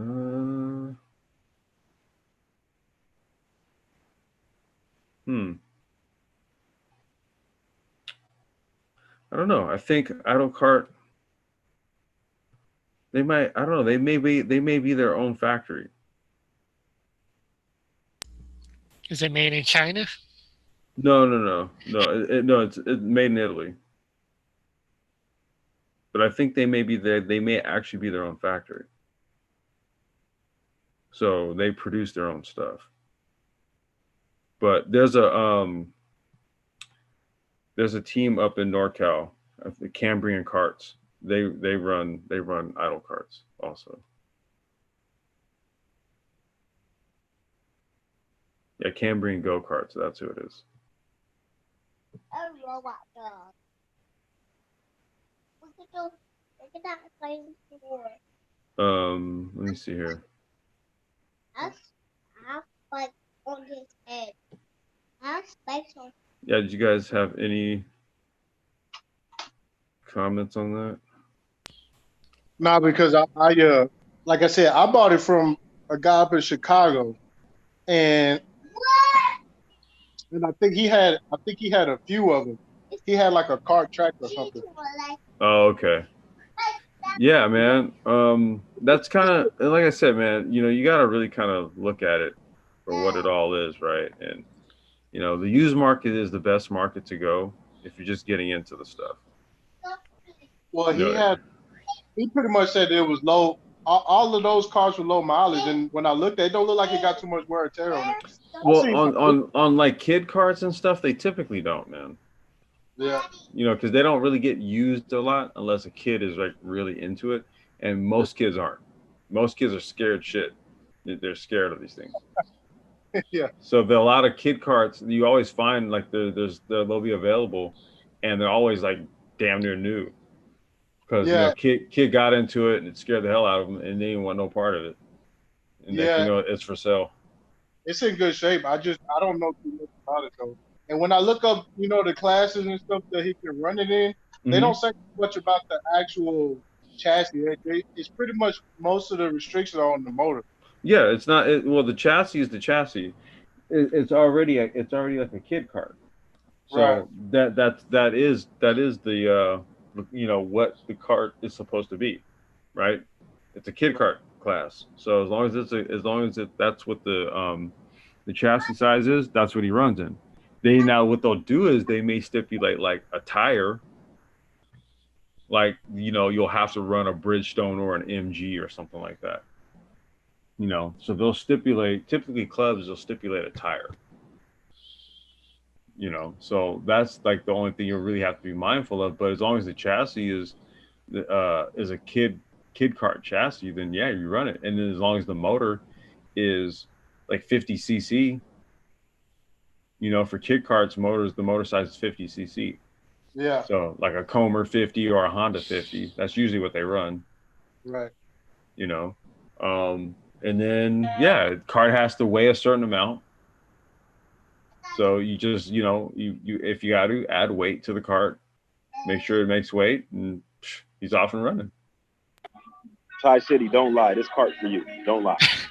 It is. It's a kid cart. Well, I want to get into karting, but they say I need a limo cart, a stretch limo cart for me to fit it. No, yeah. Ty, hold on. Well, Tie City, let's be clear. Okay, karting is a lot different from bumper cars. I know that's what you're used to. No, when he talking about a limo cart is like a cart that's made for like larger drivers.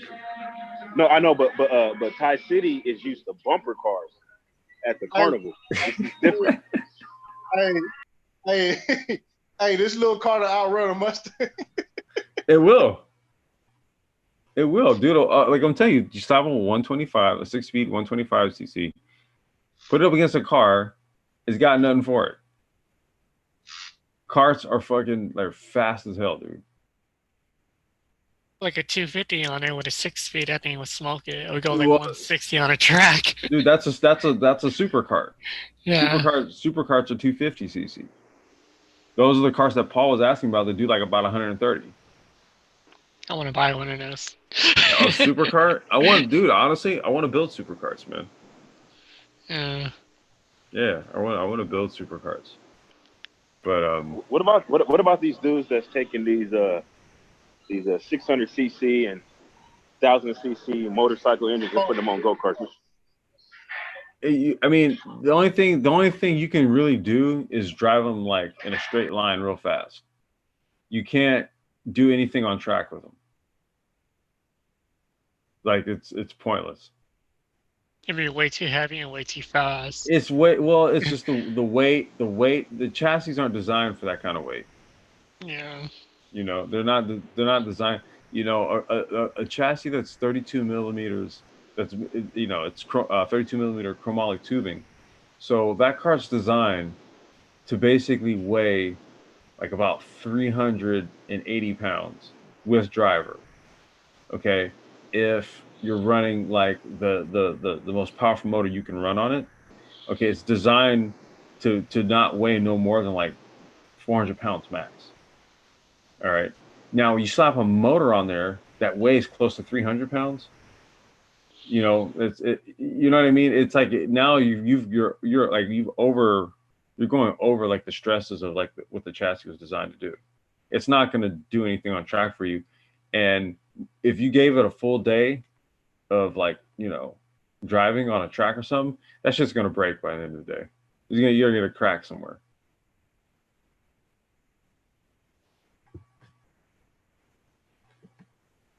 That answer your question, Trish?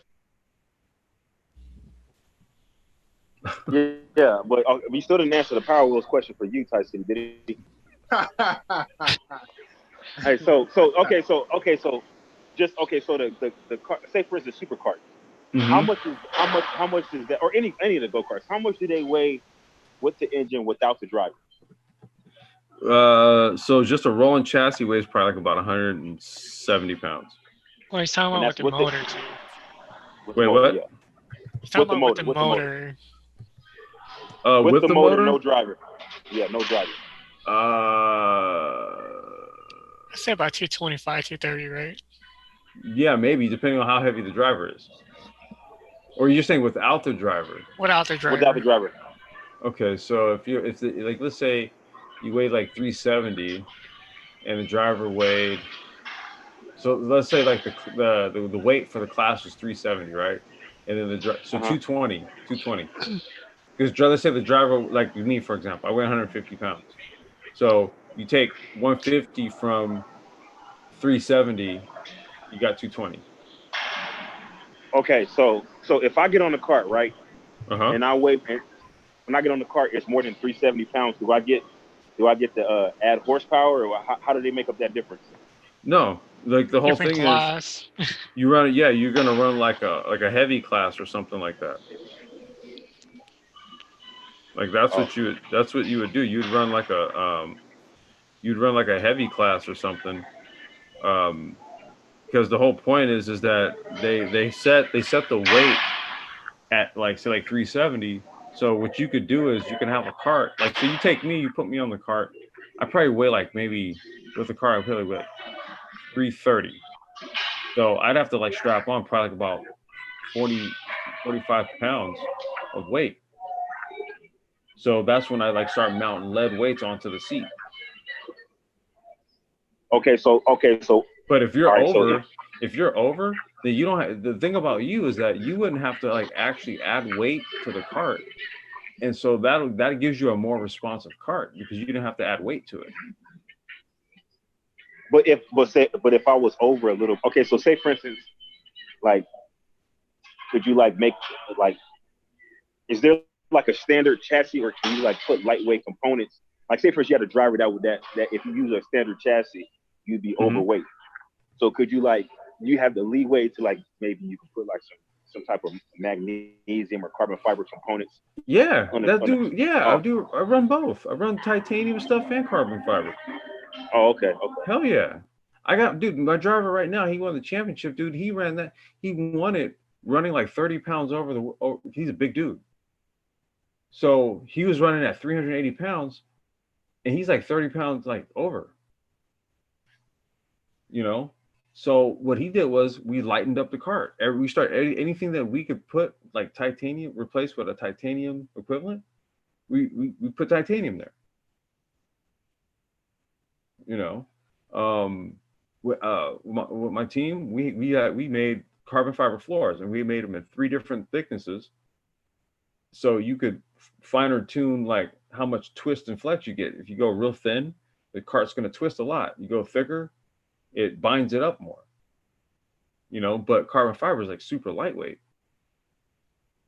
so you know you could shave some weight off there.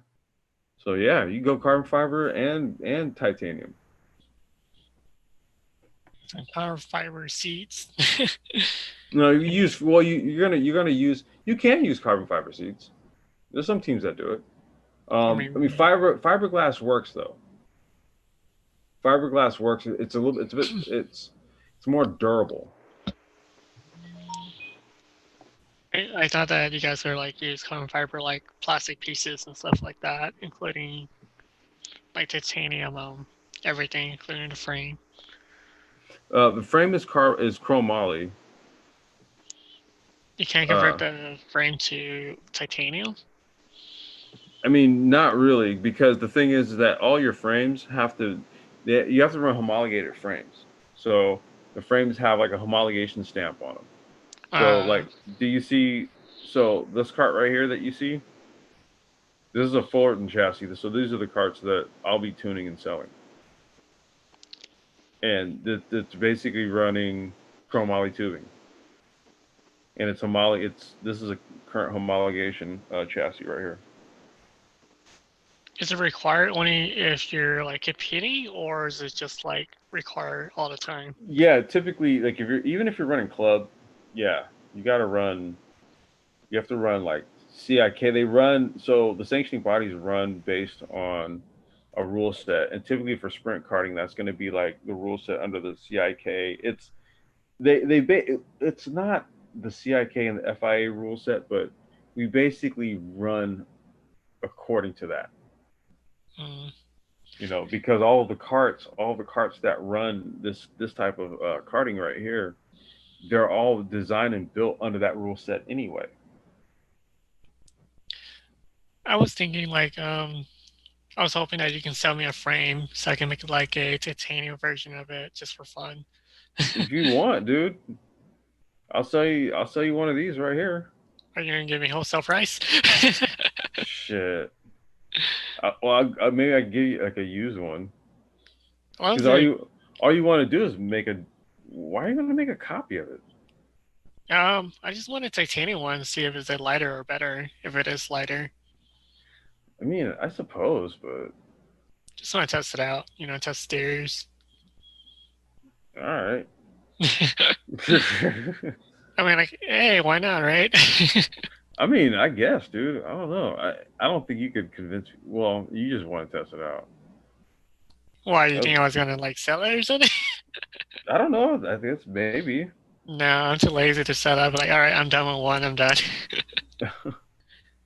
But I mean, I just want to test it out, see how it handles compare, and then maybe let you test ride it and see how you like it. I don't know, man. I'd try it. What kind of motor are you talking about testing out on it? Like something like this? This is a KZ motor on here. Maybe like the Rotor X, the 2-speed 125cc. Oh, okay, the Rotax, the DD2. Yeah. You know the thing is though is that the carts so the chassis for those are designed a certain way. I think the only company that makes I think Tony Kart makes a DD2 chassis also, but that's a special chassis just for that. Like it's not interchangeable. Like you could run a single speed 125. You could just take the front brake calipers off. You can take the front brake setup off, and you just run a rear brake. And you could basically run like a single speed, or you put these calipers, the spindle and caliper kit on the front, so you run front brakes because you have to at a 6-speed. You're just going too damn fast. You need front brakes. You know, so at least with these types of chassis right here, they're more flexible. What you can do with them. Is it? Do you think I should buy like a CRG frame, like the cart? Fuck no! You get a Fullerton, dude. What the hell? Okay, but you said it wouldn't work with a 2-speed on it. I mean, well, are you just bent on getting a DD2? Well, I wanted because I wanted the 2-speed. That's the reason why. Right. Okay, that's what I mean. So you really what it is that you want is you want a 2-speed. Yeah. Okay. Well then, yeah, you got to get either like a let me see. CRG has a DD2 chassis. I think Tony Kart has a DD2 chassis, but most people are running like I've usually just seen like CRGs run DD2. I mean, I could take your Fullerton frame and maybe custom make a sacrilege. I'm not gonna sell you one of these for you to put a Rotax DD2 on it. No. Oh, why not? No. Oh my God. You gotta understand, man. Like this is a major thing, bro. Like, so I'm gonna for my area, I'm gonna be like the distribution point, and for these carts, and like I'll be servicing like all the Burrell, Ricardo, and Ford stuff, right? So, I only want to have carts going out of my shop, dude, that are gonna be kicking ass. Okay, what happened if I buy your frame, but I make my own frame and then put the 2-speed on it? Why buy my frame? What you should do is just go buy an old used frame. Well, I'm gonna take your frame and copy the design and like some CADing software and make my own frame with that. That's like pointless, dude.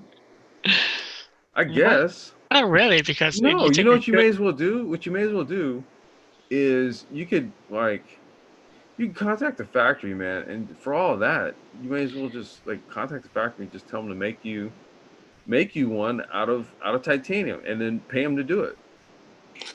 Because they'll use the tooling and they'll use the jigs that would make the chassis homologated. Hey, Complex, is that you sticking one? No, that's not me. No, No. that's not me sticking right there, man. No, that's that's Gil Mertens. He's a European driver, but he's running the chassis that I'm gonna be carrying. Okay. So Look at his lines. Yeah, those are the suits. The suit that he's wearing is a Fulton suit. Like it's everything. Yeah, it's the full kit, man. That's Bud Light. Sell those seats too. Huh? I guess sell those. No, you can go, Nico. No, I'm just checking it out, man. I'm just looking at this. Yeah, you see, it's a 6-speed. You see his right hand's over there, like hitting the gear lever over there. You see it? Yep. Yeah, no, this is some intense stuff, man. What size CC engine is in there? 125. It's a 6-speed. What's your lead? Clocking like 120 on the track. I would say on this track, right when he gets right about here, he's doing about. Yeah, you see when he hit the brakes and the cart pitches. He's probably doing about 85. 85, yeah. Yeah. Yeah, because what's the regular tracks? Like total track speed of he's kind of averaging around the track. About this. Man, some of these, depending on the track, these dudes are hitting like 100. Yeah. Depending on the track, like this one right here. See, because there's there's not a full-on straight, but what it is, there's a kink where you can take the kink at full speed. Watch, you'll see it come up here, and so he's basically on the gas the whole way through. But by the time he gets to the point where he's braking, I would say he's doing about 85, 90. Watch, it's coming right here. He's gonna hit this right. And he's gonna basically nail it right here. He's gonna stay on it the whole way through here. There you go. Beeline it. He's on right here. He brakes. He brakes. So right when he's hitting the brake right there, I'd say he's doing about 85, 90. It's pretty nice speeds in these cars. That's pretty nice. That's very competitive speeds. That's nice speed. Yeah, man. Yeah, man. Yeah, you definitely gonna come out of here with a nice racing game coming out of here. You're gonna put them in the bigger equipment, no question about it. Yeah, man. I'm excited to do it, man. I'm gonna show you all the. I showed Zone. I had a little hangout last night, but I showed Zone the logo. Let me pull it up here. You convert that palm tree to a pot plant leaf. Yeah, that's what Paul was saying. If I'm not mistaken, years ago, wasn't Paul Tracy? Wasn't he also a car driver as well? Paul Tracy. I think he was a big dude. He may have. I think he did actually in Canada. He was a big dude. Yeah, I'm thinking so. I'm thinking he was. Yeah, dude was like 6'5". He's a big old dude. How much does he weigh now? No, he's a big dude. Like he was like tall. Yeah, 6'5". Yeah. Paul, he's a big boy. I remember. Yeah. So this is the logo for my karting operation, man. I just got it back, got it done. Shout out to Anti-Gravity. Anti-Grav. Yeah, man. So I'm excited. Start selling those stickers. Yeah, I'm gonna do some stickers on it. I'll do like different colors and stuff. I'm getting some apparel. I'll get at it probably at the beginning of the year.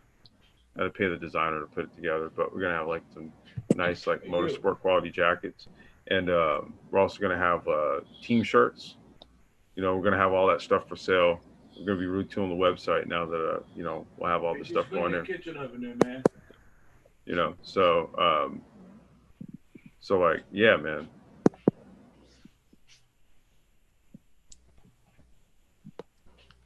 So who's gonna be in your team? Huh? Who's gonna be in your race team, or just you and your friends? Well, I have a driver. I have a driver, and And then for, I have like some customers that they're still kind of like they'll check in with me. Hey man, you got any carts and you doing this, you doing that. So now that I'm back active, they'll want to more than likely upgrade their equipment. So what they'll want to do is give me their stuff. I'll put them in a new cart and then sell their old stuff off. Oh, I thought you said you're going to build like a team or something like that. Yeah. No, I plan to. That's going to be more of an internal thing. But the team is also my customers. Depending on what they want to do. If I'm just selling to them, I'm selling to them. But if they want me to prep their cart for club racing and stuff like that, they're trying to race for points and stuff like that, then yeah. I thought that you were actually going to build a team and actually go racing to like promote your shop or something like that. Oh, you mean like the esports stuff? Well, not the esports, but actually like really take it to the track. Yeah, that's what I mean. It's like, so I'm gonna have a shop where I'll be like building carts out of, and so like when people are running them, I'm the one who's tuning them. So I thought that you were actually going to start like a team where you actually pay for the cards and then you're like trying to make money out of it or something like that. Well, like, that's no, that's what I'm doing, but that's like there's a way to do it. That's not like it's not. You have to run a shop, so you have to kind of sell parts. Other people have. Yeah, other people have. It's like a cart, like like if you're running like an automotive race team, right? Okay, you need to do like parts and service for just daily drivers, people who just have cars, right? To maintain, keeping the doors open, right? Making money just strictly off racing is hard margins, right? The margins are very small. So you have to do more than just have a team. Having a team is part of it. You also have to, have sort of like especially like, so some shops, they specialize in certain motors, right? So they do sales and all that other stuff too, but they have like one thing that they do. Like they're like like a Honda motor tuner, or you know what I mean, like a KA motor, Iami X30 motors, stuff like that. Yeah. For me, I'm a chassis shop, so I like to set up chassis and balance them out and set them up. A lot of dudes don't do that. Like they don't use like laser alignment tools and shit like that. That's why they wonder why like their carts kind of just perform the way they do. I can look at a car, I can look at the tires and tell how the car's performing just based on like the wear tread on the tires and what to do to the chassis to fix it. A lot of dudes don't know that type of stuff. So that's kind of where I'm gonna go with my shop. Wait, so you're not gonna do engines? Then who do you gonna rely to do all the engine works? There's two shops I can go to. In terms of motors, and I was talking to a guy today about this. Actually, my driver. I was talking to him today about it, and I don't know yet. Like there's for one motor class, there's two shops that supply motors, and I don't know who to go to yet. But for like the higher end stuff, I'm gonna go internally through my shop, through the race team that I'm affiliated with. Oh, okay. Yeah. I should go check out your race team just to chill. Yeah. Hey, so like next Sunday we're going to Buttonwillow. I'll probably be busy, so I probably wouldn't be able to attend. Are you just gonna go there to do testing? Yeah, we're testing up there next Sunday. Yeah. I mean, I'll probably have to see Summer if I have free time or not. Yeah. That's when we be Sunday, man. So I'm gonna be finalizing everything, and then I'm gonna be getting some pretty cool hardware, man. I'm so hyped, man. I'm excited. Better take that GoPro and record it. Yeah. I need to go get a new cam and take some video, man. What's wrong with your GoPro? Dude, I've destroyed it, man. I need a new one. Just get that GoPro 7 or 8 black, whatever edition. Was it the 4K? Yeah, I believe it's 4K. The 4K. Yeah. I'll get one, man. I got too much other stuff. I got to get like tools and shit like that. I got some tools I need to go buy. You buy a Harbor Freight. Fuck yeah, you already know it, dude. I was at Harbor Freight like on Monday, like looking for stuff. I mean, you can buy their like cheap line. It'll work. Nah, they have good stuff, dude. Like you get the mid-grade line. Are you talking about like the Icon or the blue one, whatever it's called? Yeah, the blue one. I'm trying to remember what it's called. Yeah, you get those. Yeah, that stuff's good. And then I just need a shop table. And you probably need like a jack. No, I don't need a jack. But, I already have like how I'm gonna like a little chassis setup rig. I'm just gonna get 4 metal, sort of like metal. There's like small metal stands, and that's what I'll use. And then I'm gonna get 4 digital weights to stick on each stand, and then you set the cart on top of the weights, and then that's how you do all the corner balancing. You get the weights on each corner. Are you talking about like those magnetic square weight things that you put under the tires, just like the same thing you do on cars or something? Yeah. It's basically scales. Yeah, scales, the digital scales. Yeah, so I do that's how I set up cars. I do corner balancing and all that shit. I blueprint everything front to back, and then I corner balance everything, and try to get equal to weight distribution on each corner as possible. Trying to do like that 50-50. Yep, literally, but diagonally. Yeah, diagonally. Why not front to back?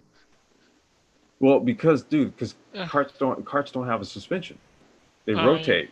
They rotate, dude. So the thing is, what you have to do is you have to set it up in a way where the cart pivots. So the way you can do that is you have to get 50-50 weight distribution. It's front to back, but it's right front to left rear. So it's front to back technically, but you want to try to equalize it from diagonal, like right front to left rear. When you do that, dude, you get a jack effect on the cart. So when you turn in, what happens is the inside rear wheel lifts up, and then the cart rotates on 3 wheels, the 2 fronts and then the outside rear. It's kind of weird, but it actually works on a track. Yeah, that's what I mean. It works. Well, there's no suspension. Okay. That's the reason why. So you have to use the geometry of the cart, right, to maximize on its turn radius. And the way you do that is you turn on 3 wheels instead of 4. So you set the cart up to where it jacks in the rear end, and it lifts the inside rear wheel up, and then it rotates. It's like a triangle. Yeah, I understand what you're talking about. Yeah, that's the whole idea. It's kind of like drifting. Yeah. Almost. Yeah. But hey, I'm gonna go ahead and shut it down. I'm gonna get some dinner together for me and my daughter here. I just wanted to be a karting nerd because, man, I got some stuff, man. It's cooking for 2020, man. I'm happy. Yep, you're getting high off of that Italian steel coming in. Yeah, off of the 2-stroke gas oil mixture. Yeah. Damn exhaust from that. Yeah. All right. Well, thanks everyone for coming out. Hit the subscribe button. And check out the community tab. We're always posting updates. We'll keep you guys up to speed on some of our racing activities because I got another announcement. iRacing. We're gonna go iRacing too, bro. We're gonna do some sim racing. I was smoking that. What's up? I was smoking that. Oh yeah, yeah. Do you do iRacing? I used to. Dude, you know what, dude? You're gonna get some, man. We're gonna go head to head. Man, you gotta give me like 6 months heads.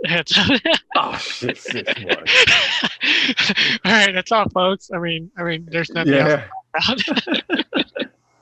All right. Well, yeah. Y'all just check the community tab for updates, and we'll be back tomorrow for Space and Tech.